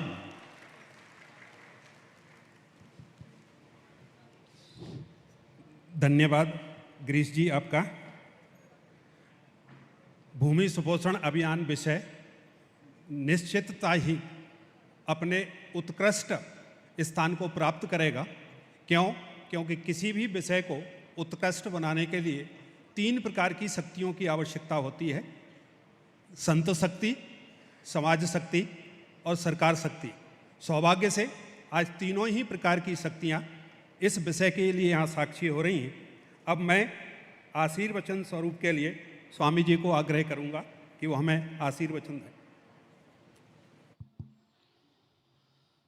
गुरुर्ब्रह्मा गुरुर्विष्णु गुरुर्देवो महेश्वरा गुरुर्साक्षात् परब्रह्म तस्मै श्री गुरवे नमः. तस्मै श्री गुरवे नमः. समुद्रवसरे देवी पर्वते स्तनमण्डले नमस्तुभ्यं विष्णुपत्नी नमस्तुभ्यं विष्णुपत्नी. मंचस पर भारत सरकार के कृषि मंत्री माननीय भागैया जी, महाराष्ट्र शासन के मंत्री महोदय और मेरे माँ के सभी भूमिपुत्र, आप सबको नए वर्ष की बहुत सारी शुभकामनाएं. माँ पराम्बा इस नए वर्ष में आपके हाथों से उज्जवल कार्य करवा ले. भारतीय संस्कृति को यदि देखा जाए तो हमारे यहाँ के महोत्सव त्यौहार बड़े वैज्ञानिक है. अध्यात्म के साथ में एक वैज्ञानिकता भी दर्शाते हैं. आज का दिन नव चैतन्य का दिन है, लेकिन इसके साथ एक पार्श्वभूमि भी है. आज भगवान वाराह ने रसातल से माँ पृथ्वी को पुनः प्राकट्य किया. ये माँ वसुंधरा का प्राकट्य दिवस है. इसलिए हम भारतवर्ष में नव चैतन्य के साथ में इस महोत्सव को मनाते हैं. हम पृथ्वी के उस अवस्था को प्राप्त करने की चेष्टा करते हैं कि जहाँ से माँ भगवती हम सब लोगों को संतुष्ट करती है, समृद्ध करती है.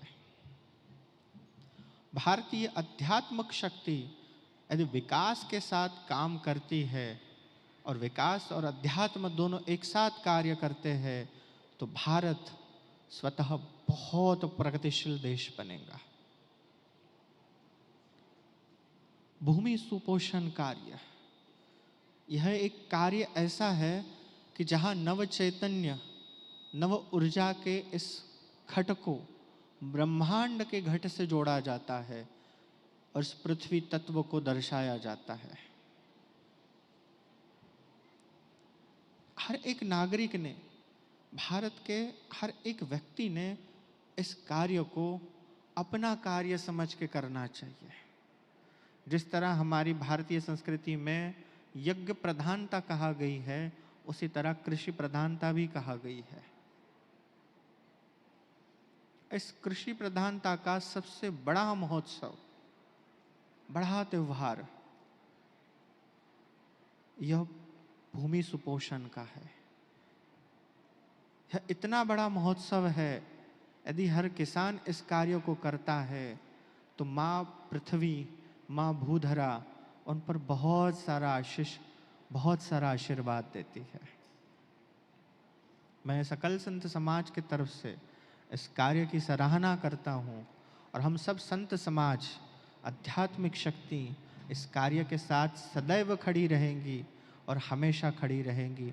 यह कार्य हम संतों का है, यह हम लोगों का है। हम यही कामना करते हैं कि हर एक कृषि, हर एक व्यक्ति इस भूमि सुपोषण कार्यों को समझे और अपनी सहभागिता इस कार्य को दे।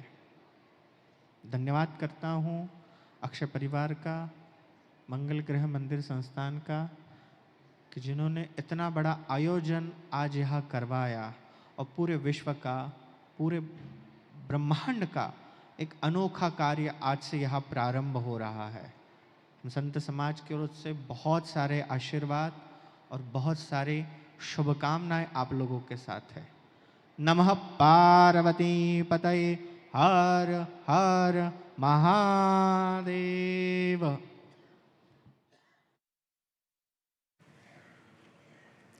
परम पूज्य स्वामी जी, आपके आशीर्वचन अवश्य ही हम सबके लिए फलदायी होंगे।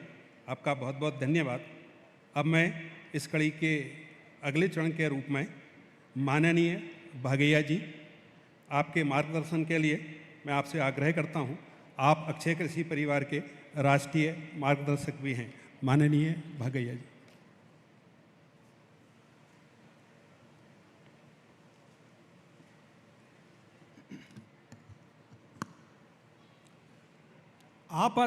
आपदामपहर्तारं दातारं सर्वसंपदां लोकाभिरामं श्रीरामं भूयो भूयो नमाम्यहम्। परम पूज्य स्वामी जी के चरणों में प्रणाम करते हुए हम सबके आदरणीय और परम आत्मीय और परम सक्रिय, रात दिन गांव के लिए, किसान के लिए घूमने वाले, परिश्रम करने वाले अपने केंद्रीय मंत्री सम्माननीय शिवराज जी चौहान जी और अपने इस राज्य के गुलाबराव जी पाटिल जी, पालक मंत्री जी, गिरीश जी महाजन जी, अपने व्यवस्थापन मंत्री जी और केंद्र के रक्षाताई मंत्री महोदय यहाँ बहन जी उपस्थित है और स्मिता ताई जी जो सांसद है और अक्षय कृषि परिवार के अध्यक्ष, अखिल भारतीय अध्यक्ष जी और इस पूरे संयोजक कार्यक्रम के सुभाष शर्मा जी जो पद्मश्री से सम्मानित किया गया है और सारे भाइयों और मातृशक्ति सबको मेरा विनम्र प्रणाम है। वैसे आज मंगल गृह के पूरे ट्रस्टीज हैं, अपने घनवट जी मंदिर सचिव जी हैं, डॉक्टर साहब है जो दिगंबर जी जिन्होंने हम सबको यहाँ लाया है। आज ये त्रिवेणी संगम है, एक है संपूर्ण जनता और धार्मिक संस्थाएं, स्वामी जी पूरे संगठन और केंद्र शासन, राज्य शासन और प्रशासन सब मिलकर यह कार्यक्रम कर रहे हैं, इसलिए एक बड़ा त्रिवेणी संगम है। मंगल गृह संस्थान जिन्होंने ये सब किया है। आज सवेरे से मैं यहाँ आया हूँ। यहाँ के वेद पंडितों ने उनके वेद वाणी से सवेरे से जो यज्ञ किया है, उनके चरणों में मैं प्रणाम करता हूँ। अब ये भूमि सुपोषण, अभी भूमाता का हमने यहाँ भी पूजा किया है, सवेरे भी किया है। सारे देश में भूमि माता मंदिर यही है। आप दर्शन किए होंगे। वराह अवतार नीचे लिखा हुआ है, वराह अवतार के ऊपर भूमाता रसातल से ऊपर आई है। और वराह अवतार भगवान ने भूमाता को कहा है, आप आगे बढ़ो और आपका पूरा पोषण सारे सृष्टि का पोषण करेंगे। और आज भूमि का जन्मदिन है। आज अपने देश में जन्मदिन मनाने का होड़ लगा है। छोटे छोटे बच्चे लड्डू कितना बड़ा करते हैं, लेकिन भूमाता का जन्मदिन आज है। अपने देश में करोड़ों लोगों को मालूम नहीं है। आज हम सब मिलकर इतने बड़े प्रांगण में और इतने बड़े लोगों के सहवास में भूमाता का जन्मदिन मना रहे हैं। यह एक जन जागृति और जन अभियान है। इसलिए इस जन अभियान में यहाँ के जिला कलेक्टर, एग्रीकल्चर डिपार्टमेंट और राज्य के agriculture department, revenue department, collector महोदय, सब लोगों ने अत्यंत प्रेम से, अत्यंत समृद्ध भाव से पिछले 1 महीने से काम किए हैं। उन सबका मैं अभिनंदन करता हूँ, सबको प्रणाम करता हूँ। भारत में ये जो भूमि सुपोषण है, गंध द्वारा दुरादर्शम अभी श्लोक पंडित जी ने बताए हैं। हम सब ने संकल्प कर रहे हैं, ये भूमाता को अपने देशी गाय के गोबर से, गाय के मूत्र से पुष्टि करते, सबल करते हुए अपने हर गांव में यह पूजा मनाएंगे। इसलिए अभी सबको संकल्प करना है। अपने अपने गांव में यहाँ से जाने के बाद गांव के सभी किसान अपने खेती से मिट्टी लाना है। मंदिर के सामने पूरे मिट्टी वहाँ रखकर अभी जितने भी श्लोक बोले हैं, माता भूमि ही पुत्रोहम पृथिव्याः, सभी लोग बोलेंगे माता भूमि ही, बोलिए माता भूमि ही पुत्रोहम पृथिव्याः। ऐसा हमने पूजा करते हुए वहाँ संकल्प लेंगे। यहाँ आखिर में संकल्प लेंगे, इस भूमाता को सशक्त बनाना है। लोग कहते हैं भूमि को संरक्षण करना है, ऐसा नहीं है, हमको संरक्षण करना है। अगर हम जीना है, रोग मुक्त जीना है, कैंसर मुक्त जीना है। कितने रोग आ रहे हैं, कितने छोटी आयु में रोग आते हैं। अगर मुक्त होना है तो भूमि की संरक्षण करना, ये अपने स्वयं का संरक्षण करना है। ऐसे किसान और कृषि परिवार, किसान और मजदूर सब मिलकर यह काम अपने गांव-गांव में करने के लिए आज शुभारंभ हुआ है। इसलिए एक जन अभियान है। इस जन अभियान में 33 संगठन है। रामकृष्ण मिशन है, गायत्री परिवार है, चिन्मय मिशन है, जग्गी वासुदेव, सब लोग हैं। जैसे अपने मंगल गृह है, ऐसे सभी लोग मिलकर यह कर रहे हैं। ऐसा है, अपने को स्वराज्य आया है, स्वतंत्र नहीं आया है। गुस्सा नहीं करना आप लोग, हमको स्वराज्य आया है, स्वतंत्रता नहीं आई है। अभी अपने केंद्र सरकार और राज्य सरकार भी स्वतंत्रता के लिए प्रयास कर रहे हैं, विनम्रता से प्रयास कर रहे हैं। उदाहरण के लिए देखिए, 2019 में अपने केंद्र सरकार ने प्राकृतिक व्यवसाय करने के लिए, रसायन मुक्त खेती करने के लिए गुजरात में अखिल भारतीय बैठक बुलाया। प्रधानमंत्री ने घोषणा किया है। फिर अभी कृषि मंत्री जी सब लोग मिलकर प्राकृतिक मिशन सारे देश में बनाए हैं। राज्य सरकारों ने कृषि सखी जो माता भगिनी है उनको प्रशिक्षण दे रहे हैं 5-5 दिन का। अभी मैं तेलंगाना में कृषि सखी जो बहन माता हैं 80 लोगों का 5 दिन का शिविर में रह कर आया। कितने उत्साह था सीखने की। ऐसे पूरा प्रयास अपने सरकार से भी शुरू हुआ है स्वतंत्रता के लिए। भाइयों बहनों, हजारों करोड़ रुपया बीज विदेशी कंपनी ले जाते हैं बीज के लिए। हजारों करोड़ रुपया विदेशी कंपनी अपने खाद के लिए ले जाते हैं। हजारों करोड़ रुपया पेस्टिसाइड के लिए विदेशी कंपनी ले जाता है। आज किसान परावलंबी है, बीज के लिए परावलंबी, खाद के लिए परावलंबी, पेस्टिसाइड के लिए परावलंबी। इसको बंद करना है। किसान स्वावलंबी बनना है, अपना बीज हमको तैयार करना है। विदेशी कंपनी यहाँ नहीं रहना चाहिए। हमको जो नहीं होता है वो अलग विषय है। इसलिए आप सबसे विनम्र प्रार्थना है, केवल उत्सव नहीं है, हमारे बीज, हमारे खाद और हमारे पेस्टिसाइड कीटनाशनी हम सब तैयार कर सकते हैं। यहाँ साक्षी है मनोज भाई सोलंकी, अनेक किसान यहाँ हैं, इसलिए सुभाष शर्मा जी है। इसलिए यहाँ पहला संकल्प है, जनता का कर्तव्य है। स्वराज्य आने के बाद जनता कर्तव्य भूल गया है। सब सरकार करो, हाँ मच्छर बढ़ गया सरकार का काम, बच्चे पैदा नहीं हुआ सरकार का काम, जायदाद पैदा हो गया सरकार का काम, केवल सरकार करेगा। लेकिन आज लोकतंत्र में यथा राजा तथा प्रजा, याद रखना, पुराने जमाने में यथा राजा तथा प्रजा, लोकतंत्र वैसा नहीं है, यथा प्रजा तथा राजा। जब तक जनता नहीं बदलेगी, जब तक समाज अपना कर्तव्य जब तक समझेंगे नहीं, कर्तव्य पालन नहीं करेंगे, परिवर्तन नहीं आएगा। ट्रिलियन डॉलर्स बढ़ सकता है, लेकिन ग्रामीण जीवन में परिवर्तन नहीं आएगा। ग्रामीण जीवन में परिवर्तन आने के लिए हर किसान राजा है, किसान भिखारी नहीं है। आज किसान भिखारी है। एक फोटो आता है, ऐसे किसान आकाश में देखते हैं भगवान, ऐसे दिखता है, भूखे नंगे नहीं। किसान राजा है। किसान अपने पेट के लिए खेती नहीं करता है, किसान समाज के लिए खेती करता है, किसान राष्ट्र के लिए, देश के लिए खेती करता है। इसलिए हमको फिर से किसान को राजा बनना है। अगर राजा बनना है, गाय अपने घर में रखना है, जर्सी नहीं, देशी गाय।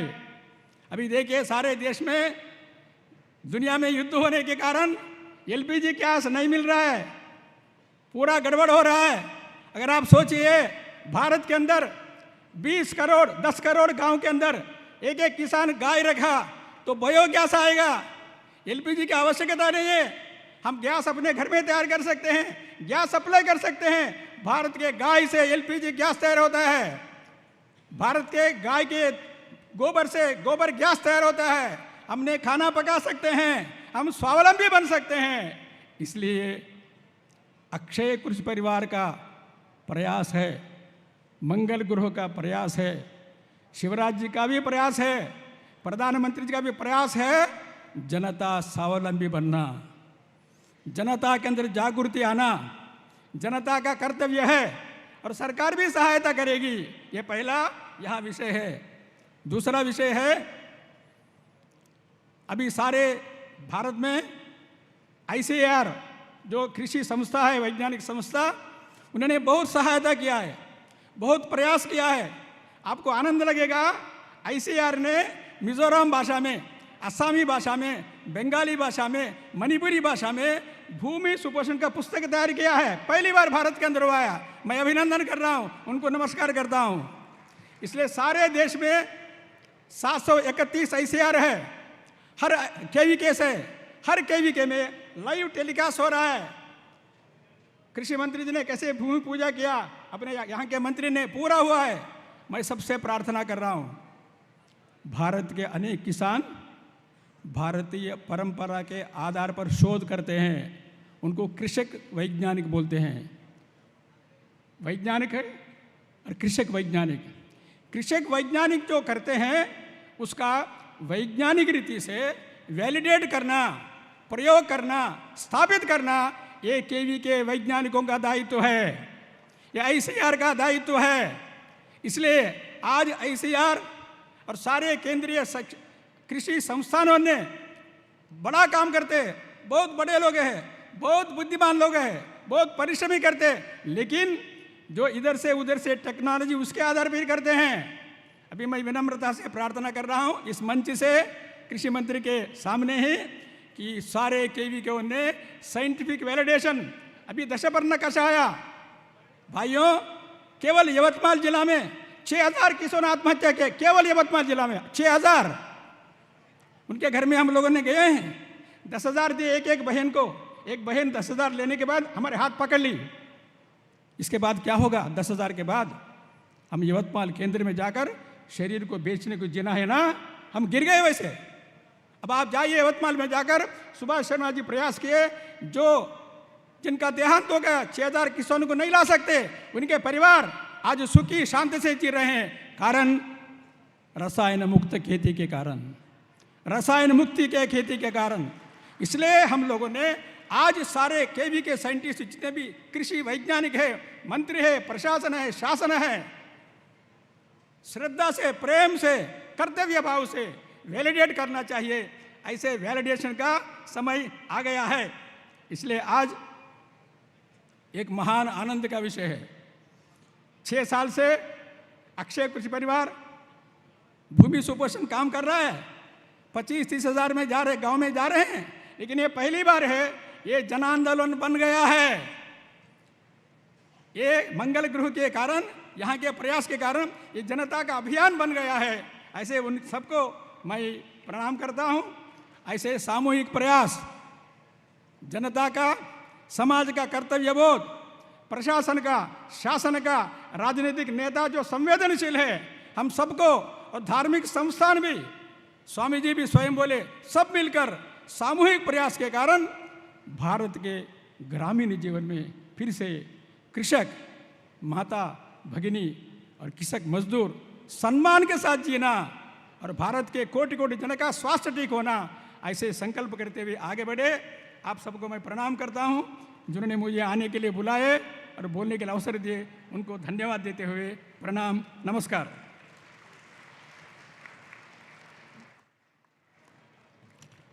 बहुत बहुत धन्यवाद भाई साहब, आपके सार्थक और ऊर्जावान मार्गदर्शन के लिए। आपने कहा जीना है तो भूमि सुपोषण करना है, आपने कहा स्वस्थ रहना है तो भूमि सुपोषण करना है, आपने कहा स्वावलंबी बनना है तो भूमि सुपोषण करना है। अब इस कार्यक्रम के अंतिम पड़ाव के रूप में हम सबका इंतज़ार समाप्ति की ओर है। मैं माननीय श्री शिवराज सिंह जी चौहान, केंद्रीय कृषि एवं ग्रामीण विकास मंत्री, भारत सरकार को आग्रह करता हूं कि वो हम सबको अपने मार्गदर्शन प्रदान करें। माननीय शिवराज जी।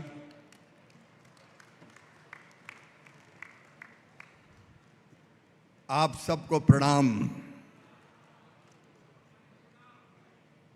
भांजों को भी प्रणाम, भांजियों को भी प्रणाम, भाइयों को भी प्रणाम, बहनों को भी प्रणाम। इस मंच पर आज विराजमान आत्मनो मोक्षार्थ जगत हिताय चा, आत्मा के मोक्ष और जगत के हित के लिए जिन्होंने देह धारण की है, ऐसे श्रद्धेय पूज्य संत नरसिंह विजेंद्र जी महाराज, अभी हम जिनको बड़े आदर के साथ सुन रहे थे, उन्होंने वस्त्र तो सफेद पहने, लेकिन पूरा जीवन भारत माता के चरणों में समर्पित किया है। परम श्रद्धेय भागैया जी, हमारे केंद्र की राज्य मंत्री बहन रक्षा खड़से जी, यहाँ के जल संपदा मंत्री, लेकिन लोग कहते हैं संकट मोचन, जब जब कहीं संकट आए गिरीश महाजन पहुंच जाए, ऐसे हमारे मंत्री जनता की सेवा में रत गिरीश महाजन जी, यहाँ के पालक मंत्री और यशस्वी नेता आदरणीय गुलाब राव जी पाटिल, यशस्वी सांसद स्मिता ताई जी, अमलनेर के लोकप्रिय विधायक, मैं एक बार इनके चुनाव में आया था 2014 में, इस बार दूसरी बार आया हूं, अनिल दादा, अक्षय कृषि परिवार के अध्यक्ष श्री मनोज भाई सोलंकी जी, उपाध्यक्ष आदरणीय डॉक्टर गजानन डांगे जी, राष्ट्रीय समन्वयक नवल जी, मिट्टी की सेवा में समर्पित पद्मश्री से सम्मानित सुभाष शर्मा जी और मंगल ग्रह सेवा संस्था के अध्यक्ष डॉक्टर दिगंबर महाले जी, सुनील जी, यहाँ उपस्थित मेरे सभी बहनों, भाइयों, भांजे, भांजियों, आप सबको एक बार फिर प्रणाम, आप सबको नमस्कार। सबसे पहले नववर्ष की आपको बहुत बहुत शुभकामनाएं। वर्ष प्रतिपदा, गुड़ी पड़मा, चैती चांद, उगाली, अलग अलग देश में अलग भाषा, अलग वेश, फिर भी अपना एक देश, देश में अलग अलग नामों से पुकारा जाता है हमारा आज का नया साल। ये जनवरी अपना नहीं है, ये जनवरी, फरवरी, मार्च तो अंग्रेज लेके आए, अपना तो चैत्र का पहला दिन ये नया साल है। आप सबको नए साल की बहुत बहुत शुभकामनाएं। ये नया साल आप सबके जीवन में सुख, समृद्धि और रिद्धि सिद्धि लेके आए। लेकिन आज अद्भुत दिन है, आज से नवरात्रि का भी प्रारंभ है। सर्व मंगल मांगल्ये शिवे सर्वार्थ साधके शरण्ये त्र्यंबके गौरी नारायणी नमोस्तुते। अब माँ की आराधना और उपासना होगी 9 दिन। माँ के चरणों में भी प्रणाम। लेकिन भूमि माता का भी आज जन्मदिन है, आज प्रकट दिवस है। इस धरती माँ को हम प्रणाम करते हैं, जिसके बिना हमारा अस्तित्व रह नहीं सकता। और आज मैं आया हूं तो कोई कृषि मंत्री का अहंकार में भर के नहीं आया। हम मंत्री कई बार जमीन पे चलना भूल जाते हैं। मैं गिरीश जी, गुलाब जी की बात नहीं कर रहा, लेकिन कई बार मंत्री बन गया तो लगता है कि साला मैं तो साहब बन गया। लेकिन लोकतंत्र में मंत्री राजा नहीं होता, जनता का सेवक होता है। भागैया जी ने सही कहा, राजा है आप, सेवक है हम। और वैसे भी मैं हमेशा कहता हूं, ये किसान तो अन्नदाता है। अन्नदाता मतलब जीवन दाता, और जीवन देने वाला कौन होता है? भगवान। अरे भगवान नहीं तो भगवान से कम भी नहीं है किसान। और इसलिए मैं मानता हूं कि ये किसान की सेवा कृषि मंत्री के लिए भगवान की पूजा है। ये मान के सेवा करने के विनम्र प्रयास कर रहे हैं। और आज का ये जो कार्यक्रम है, मैं अक्षय परिवार को, कृषि परिवार को हृदय से धन्यवाद देना चाहता हूं। हम लोग भूल गए मूल को। भारतीय संस्कृति का मूल क्या है? एक ही चेतना हम सब में है। और इसलिए हमारे यहां कहा, सिया राम में सब जग जानी। सब में ही सीताराम है। सृष्टि के कण कण में भगवान विराजमान है। हर एक आत्मा परमात्मा का अंश है। हर एक घट में बस वही समाया हुआ है। और इसलिए हम अलग नहीं हैं। आज नहीं, हजारों साल पहले हमारे ऋषियों ने कहा, हजारों साल पहले हमारे ऋषियों ने कहा, आत्मवत् सर्वभूतेषु। सबको कैसा मानो? अपने समान मानो। क्योंकि एक पिता की हम संतान हैं। हम सब एक परिवार है। हम में से कोई दूसरा नहीं है, चाहे भाई हो चाहे बहनें हो। एक ही चेतना हम सब में है। और इसलिए हमारे यहाँ का जियो और जीने दो, दूसरे को कष्ट मत पहुंचाओ। ये भारत है जिसके ऋषियों ने उद्घोष किया, आज नहीं हजारों साल पहले। अयम निजम परोवेत्ति गणना लघु चेत साम उदार चरिता नाम तू वसुदैव कुटुंबकम। ये मेरा, ये तेरा है। ये छोटे दिल वालों का होता है। जो विशाल हृदय के होते हैं वो तो कहते हैं सारी वसुधा ही एक परिवार है, सारी पृथ्वी ही एक परिवार है। हजारों साल पहले हमारे ऋषियों ने कहा। और इसलिए आज भारत के गांव-गांव में आज भी जब स्वामी जी जैसे लोग प्रवचन और कथा करने जाते हैं तो बच्चा बच्चा कहता है, धर्म की जय हो, अधर्म का और प्राणियों में और विश्व का कल्याण। हम केवल अपने कल्याण की कामना नहीं करते। हम संपूर्ण विश्व के कल्याण की कामना करते हैं। और इसलिए हमारे ऋषियों ने आज नहीं हजारों साल पहले गाया कि अकेला मैं सुखी नहीं हूं, सर्वे भवन्तु सुखिनः, सर्वे सन्तु निरामया, सर्वे भद्राणि पश्यन्तु माँ कश्चित दुर्भाग भवेद। सब सुखी हो, सब निरोग हो, सबका मंगल हो, सबका कल्याण हो। लेकिन आज सबका कल्याण खतरे में है। आज सचमुच में धरती खतरे में। पूरी दुनिया सोचे ना सोचे, भारत को तो सोचना पड़ेगा। जिस धरती पर हमने जन्म लिया, जिस पर हम टिके, अगर ये धरती माता ना हो तो तुम्हें आधार कहां से मिलेगा। इस धरती माता पे हमने जन्म लिया, इसमें पैदा किया हुआ अन्न खाया हमने, इसमें बहने वाली नदियों का पानी पिया हमने, और वो ही हमारी रगों में खून बन के दौड़ रहा है। और इसलिए माता अगर कोई है तो ये धरती माँ हमारी माँ है, और उसमें रहने वाले हमारे भाई बहन, ये सब एक परिवार है। लेकिन केवल इंसान नहीं, एक ही चेतना पशुओं में भी है। गाय हमारी माता, ये भाव क्यों है? 33 करोड़ देवताओं का वास गौ माता में है। और हमारे यहाँ जितने अवतार, 10 अवतार हुए, उनमें से 4 अवतार बाराय, मत्स्य, कूर्म और नरसिंह अवतार, ये तो पशुओं के रूप में हुए, क्योंकि उनमें भी वही चेतना है। हमारे सारे देवता, हर एक का वाहन आप देख लो कौन है, कोई पशु है या कोई पक्षी है। उनको भी आत्मभाव से देखा। पशु, पक्षी, कीट, पतंगे, पेड़ पौधे, केले के पत्तों से हमने उसको सजाया है। इनको हम पवित्र मानते हैं, ये वैसे भी जीवन देता है आजीविका। लेकिन बरगद का पेड़, पीपल का पेड़, नीम का पेड़, एक ही चेतना सब में है। इसलिए पेड़ों की भी हमने पूजा की है। और केवल पेड़ों की नहीं, भगवान श्री कृष्ण ने, कृष्ण कन्हैया ने कहा, इंद्र की पूजा मत करो रे, गोवर्धन की पूजा करो, गोवर्धन की, क्योंकि वो तुम्हारे पशुओं को, गौ माता को घास देता है, वो तुम्हें फल देता है, वो तुम्हें जीवन देता है। देवतात्मा हिमालय, हमने पर्वतों को भी पूजा है। यहाँ बहने वाली नदियाँ, तापी माई, केवल जल वाहिका नहीं है, ये पवित्र माताएं हमने माना है। गंगा, सिंधुश्च, कावेरी, यमुना च, सरस्वती, रेवा, महानदी, गोदा, ब्रह्मपुत्र, पुनात्मान, ये माताएं हैं हमारी, क्योंकि सब में एक ही चेतना है।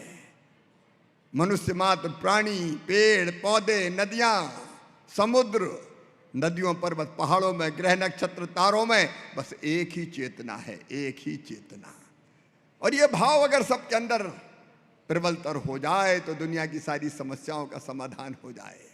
लेकिन आज अक्षय कृषि परिवार को मैं प्रणाम करता हूँ। इतना बड़ा विषय जिसको भूल गए लोग, वो धरती माता जो हमको भोजन, अन्न, जल, आश्रय सब दे रही है। किसान भाइयों याद करो, मैं किसान परिवार से हूँ और ओरिजिनल किसान हूँ। ऐसा नहीं कि कृषि मंत्री हो गया तो खेती भूल गया। आज भी खेती करता हूँ मैं, ईमानदारी से खेती, अपने खेत पे जाता हूँ और कई बार वीडियो भी डालता हूँ, देखते होंगे कई लोग उनमें से। हम लोग बचपन में, भागैया जी, जब बोनी होती थी तो बोनी पूरी होती थी तो मछेंद्री मैया की पूजा करते थे। पोर में पानी हर बोलो, अभी तक याद है, पूजा करते थे और प्रणाम करते थे। और उस दिन जितने खेती में काम करने वाले, चाहे वो मजदूर हो, किसान हो, सब साथ में भोजन करते थे, क्योंकि उसी का अन्न खा के हम जिंदा रहते हैं। लेकिन कितना कृतज्ञ हो गया ये आदमी कि अब धरती की पूजा करनी भूल गया। अब तो होड़ लगी है। पुराने जमाने में हमारे बुजुर्ग कहते थे, मुझे याद है, एक फसल मत बो, 4 खूंट में 4 चीज बो, एक नहीं बोते थे। एक तरफ गेहूं बोते थे तो दूसरे साल चना बोते थे, तीसरे साल मसूर बोएंगे, फिर गेहूं बोएंगे, धान बोने के बाद फिर और कोई चीज लगाएंगे। लेकिन आजकल तो हम पिल गए, गन्ना तो गन्ना ही, गेहूं तो दे गेहूं, धान तो दे धान, सोयाबीन तो दे सोयाबीन। और ऐसे नहीं, ज्यादा से ज्यादा कैसे निकाल लें, ज्यादा से ज्यादा। अभी हम रास्ते में बात कर रहे थे, पानी, पानी कितने फिट नीचे चला गया। मुझे बता रहे थे गिरीश भाऊ रास्ते में, गुलाब राव जी, कि अब हम फिट में बात नहीं करते, कितने फिट नीचे चला गया। अब तो हम किलोमीटर में बात करते हैं कि आधा किलोमीटर नीचे चला गया कि 1 किलोमीटर नीचे चला गया। तुम सोचो तो मेरे किसान भाइयों, होगा क्या आने वाले 10 साल के बाद, 20 साल के बाद, 25 साल के बाद, 50 साल के लिए के बाद? क्या धरती में पानी बचेगा? हमारी संस्कृति में कहा गया है प्रकृति का शोषण करो, दोहन मत करो। शोषण और दोहन में अंतर है। दोहन का मतलब है आम के पेड़ में अगर फल लगाए तो फल तोड़ो और खा लो, यह है दोहन। लेकिन कुल्हाड़ी लेके पूरा पेड़ ही काट डालो, यह है शोषण। जितना पानी हर साल धरती में चला जाए उतना निकाल लो, लेकिन दे मोटर, दे पंप, सबमर्सिबल निकालो निकालो निकालो। कहां से निकालोगे कल पानी, बता दो मुझे। और फिर दे खाद, यूरिया, डीएपी, एक साल 1 बोरी, दूसरे साल 1.25 बोरी, तीसरे साल 1.5 बोरी, चौथे साल 2 बोरी। ये वैसे ही है जैसे गौ माता को इंजेक्शन लगा लगा के दूध निकालो, लगा लगा के दूध निकालो। ज्यादा होगा क्या? कल्पना तो करो। आज सोचना पड़ेगा हमको। कई जगह धरती की क्या हालत हो गई।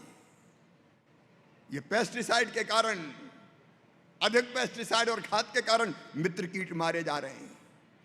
ऑर्गेनिक कार्बन कम हो गया है। जो बिल्कुल भुरभुरी जमीन रहती थी वो पथरीली होती चली जा रही है। अच्छा एक बात बताओ, हमारे मरने के बाद हमारी दूसरी पीढ़ियां आएगी, जिंदे में ही आ जाती हैं, और उनके बाद उनके बच्चे आएंगे। ये धरती क्या केवल हमारे लिए है?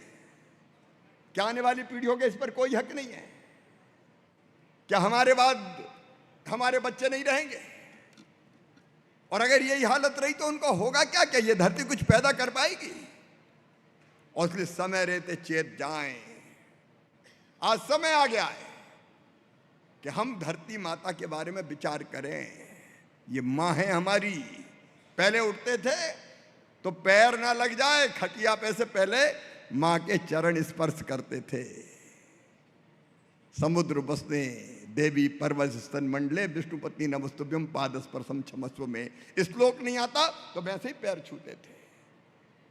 अब धरती माता का शोषण हो रहा है और इसलिए आज समय आ गया है। मैं अक्षय कृषि परिवार को धन्यवाद देना चाहता हूं कि पूरा जन जागरण का अभियान चले। खेती होना है, किसान की आजीविका चलना है, उसमें कोई कसर नहीं छोड़ेंगे।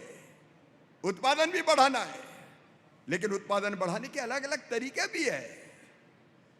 एक तरीका है प्राकृतिक खेती।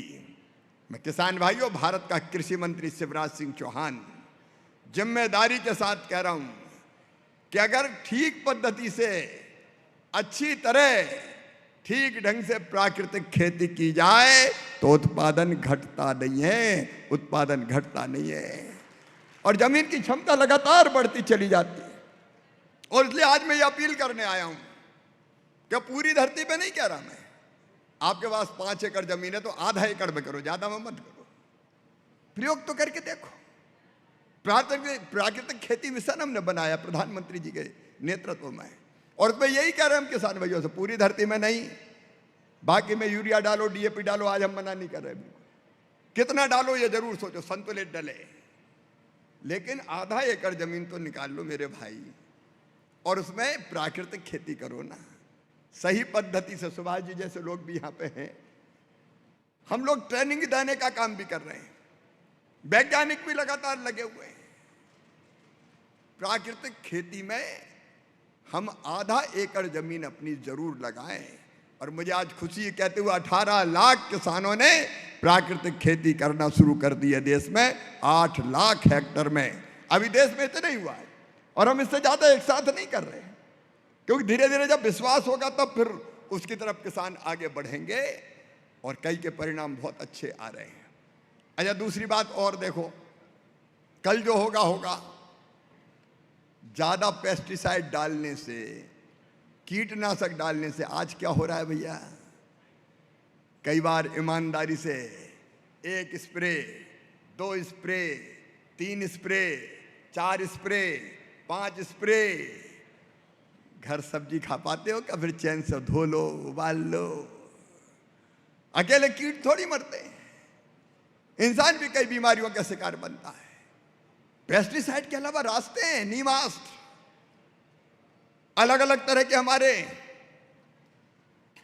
कीटनाशक है जो गोमूत्र जैसी चीजों से, दही, छाछ से, अलग अलग चीजों से बनते हैं। और इसलिए आंख मूंद कर विश्वास मत करो, सोच समझ के देश आज सोचे कि हमको धरती भी बचाना है, शरीर भी बचाना है। मिट्टी का स्वास्थ्य तो खराब हो रहा है, इंसान का स्वास्थ्य भी खराब हो रहा है। कितने कैंसर, गिरीश जी लगे कई अस्पतालों में टाई अप किया, इसका इलाज कराओ, इसका इलाज कराओ, इसका इलाज कराओ। कितनी बीमारियां हो रही है, अलग अलग तरह की बीमारियां। कि उन बीमारियों से हमको नहीं बचना, क्या तड़प तड़प के मरने देना है। और ये सुपोषण अभियान अगर आज चला है तो धरती को सुपोषित करने के लिए भी चला है, लेकिन धरती सुपोषित होगी तो हम बचेंगे। ये हमें सुपोषित करने का अभियान है भाइयों और बहनों, ये हमें सुपोषित करने का अभियान है। और इसलिए आज मैं निवेदन करने आया हूं, अब समय आ गया है हम बहुत गंभीरता से सोचें। देखो हम बाकी सरकार चला रहे हैं और जो सब चीज करेंगे, खाद भी मंगा रहे हैं। और अभी भी चिंता मत करना, ये जितना खाड़ी में युद्ध हो रहा है उसके बाद भी जितना जरूरी है भारत के लिए लेके आएंगे, उसकी चिंता मत करना, उससे हम इनकार नहीं कर रहे हैं। एकदम हम कुछ बंद नहीं करना चाहते, लेकिन कब तक ये चलेगा बताओ, रास्ते तो निकालने पड़ेंगे ना। और इसलिए ये होगा तब जब धरती के प्रति हमारा ममत्व जगे, हमारी ममता जगे, धरती को मां माने और धरती की सेवा करके। ये पूजा क्यों, यहां पूजा क्यों की? इसलिए की कि आज के दिन पूरे हिंदुस्तान में वर्ष प्रतिपदा का दिन धरती माता के प्रकटीकरण का दिन है, प्रकटोत्सव है। और इसलिए जिस धरती ने हमको जीवन दिया हम हर साल पूजा करेंगे और यह संकल्प करेंगे कि माँ तू हमें जीवन देती है, अन्न देती है, पानी देती है, फल देती है, फूल देती है। हम तेरा शोषण नहीं करेंगे, तेरा दोहन करेंगे, ऐसा काम नहीं करेंगे कि जिससे तुझे कष्ट पहुंचे। ये संकल्प का दिन है, ये संकल्प हम सब करें और धीरे धीरे जैविक खेती, प्राकृतिक खेती की तरफ बढ़ें। मुझे पूरा विश्वास है दुनिया में भी कई देश, आज दुनिया में भी कई देश चिंतित है, वो नहीं खा रहे पेस्टिसाइड केमिकल की कि अनाज को, फल को, सब्जियों को। तो खेती में भी रास्ता निकालना पड़ेगा और पानी भी बचाना पड़ेगा, बाकी चीज़ों का भी, प्राकृतिक जो हमारी संपदा है उनका भी संरक्षण करना पड़ेगा। और इसलिए अक्षय कृषि परिवार को आज मैं हृदय से धन्यवाद देने आया हूं। आजकल ऐसे कार्यक्रम होते नहीं हैं, हम नेता लोग तो एक भाषण दिया और बोट जुगाड़ने का इंतजाम करते हैं कि कैसे मिलेंगे, कैसे मिलेंगे, कैसे मिलेंगे। लेकिन आज समाज का ये काम ऐसा है कि जिससे सारा राजनीतिक नेतृत्व भी जुड़ जाए। इसलिए गुलाब राव जी भी बैठे हैं, गिरीश जी भी बैठे हैं, रक्षा दीदी भी बैठी हैं, हमारे विधायक जी भी यहाँ बैठे हुए हैं और हमारी सांसद जी भी यहाँ बैठी है। भाइयों और बहनों, अपना जीवन सुखी हो, बच्चों का आने वाला जीवन भी बेहतर चले, इसके लिए हम धरती को मां मान के आज के दिन धरती की पूजा करें। और धरती के सुपोषण का अभियान, कैसे धरती माता फिर से ठीक हो, ऑर्गेनिक कार्बन बना रहे और धरती पर केवल हम नहीं, जीव जंतु पशु पक्षियों का जीवन भी सुरक्षित रहे, इसका इंतजाम करना पड़ेगा। बैलों का काम ही आजकल खेती में खत्म हो गया, तो पता चला बैल को भी डंडा मारे और निकाल दिया, तो दर दर मारे मारे फिर रही आज हालत। इन सब चीज़ों पर हमको विचार करना पड़ेगा। इस कार्यक्रम में मुझे आने का सौभाग्य मिला, एक कृषि मंत्री के नाते भी मैं इसलिए दोनों लक्ष्य, एक किसानों की सेवा, उसमें कसर नहीं रहेगी, जी जान से दिन और रात। मैं तो जहाँ जाता हूँ किसानों के बीच जाता हूँ, खेतों में जाता हूँ, आपसे बात करता हूँ। अभी भी केला उत्पादक किसानों से बात करके आया हूँ, कपास उत्पादक किसानों को भी कह रहा हूँ कि जो बीटी काटन जो आया है उसके कारण बहुत नुकसान हो रहा है, तो उसके वैकल्पिक बीज क्या हो सकते हैं, उसका भी इंतजाम करेंगे, लेकिन धरती को भी बचाएंगे और उसमें भी अपना योगदान देंगे। आपसे भी यही प्रार्थना, बोली आप सब तैयार हैं? अरे धरती को मां मानते हैं कि नहीं? धरती माता की रक्षा के लिए तैयार हैं? धरती मां को सुपोषित करने के लिए तैयार हैं? तो आइए आज अपनी अपनी जगह खड़े होके हम ये संकल्प लेंगे कि धरती मैया को हम सुपोषित करेंगे, शोषण नहीं करेंगे, दोहन करेंगे, धरती को मां मान के पूजेंगे भी और फसल भी लेंगे, लेकिन इस ढंग से कि माता को कष्ट ना हो। मेरे साथ दोनों हाथ ऊपर उठाइए, दोनों मुट्ठी बांधिए और धरती माता की जय बोल के संकल्प लीजिए कि मां तू हमें जीवन देती है, हम भी तेरी रक्षा करेंगे, तुझे सुपोषित करेंगे। बोलिए धरती माता की, भारत माता की, गौ माता की, गौ माता की, धर्म की, अधर्म का, प्राणियों में, विश्व का, हर हर महादेव। मामा का सबको प्रणाम और अक्षय कृषि परिवार को बहुत बहुत धन्यवाद इस अभियान के लिए। हम सब इस अभियान से जुड़ गए।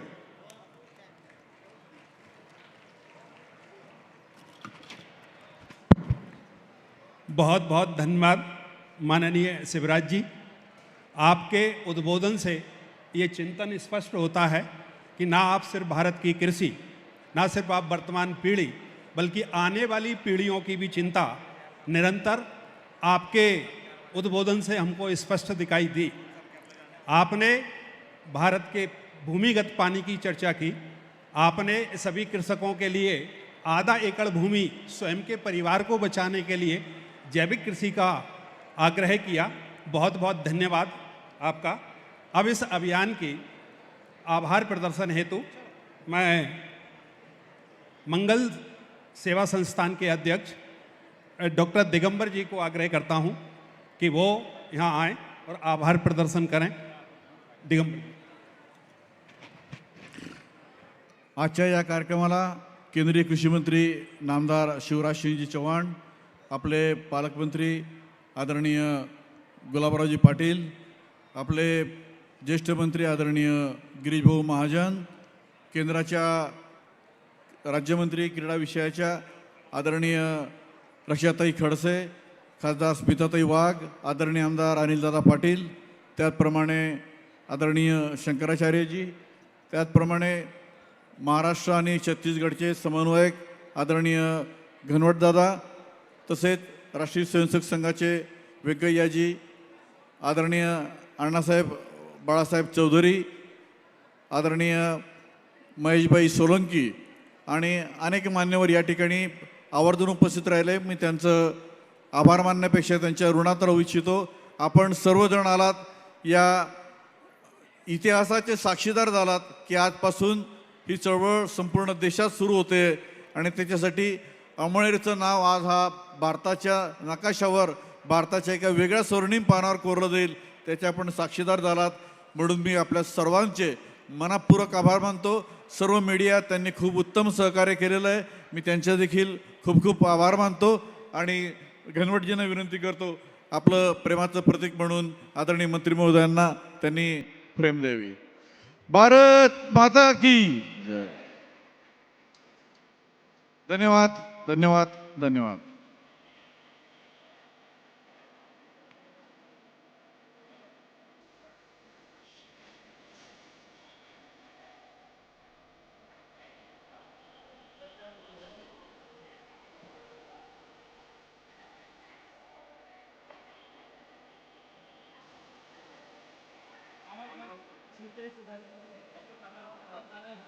Thank you.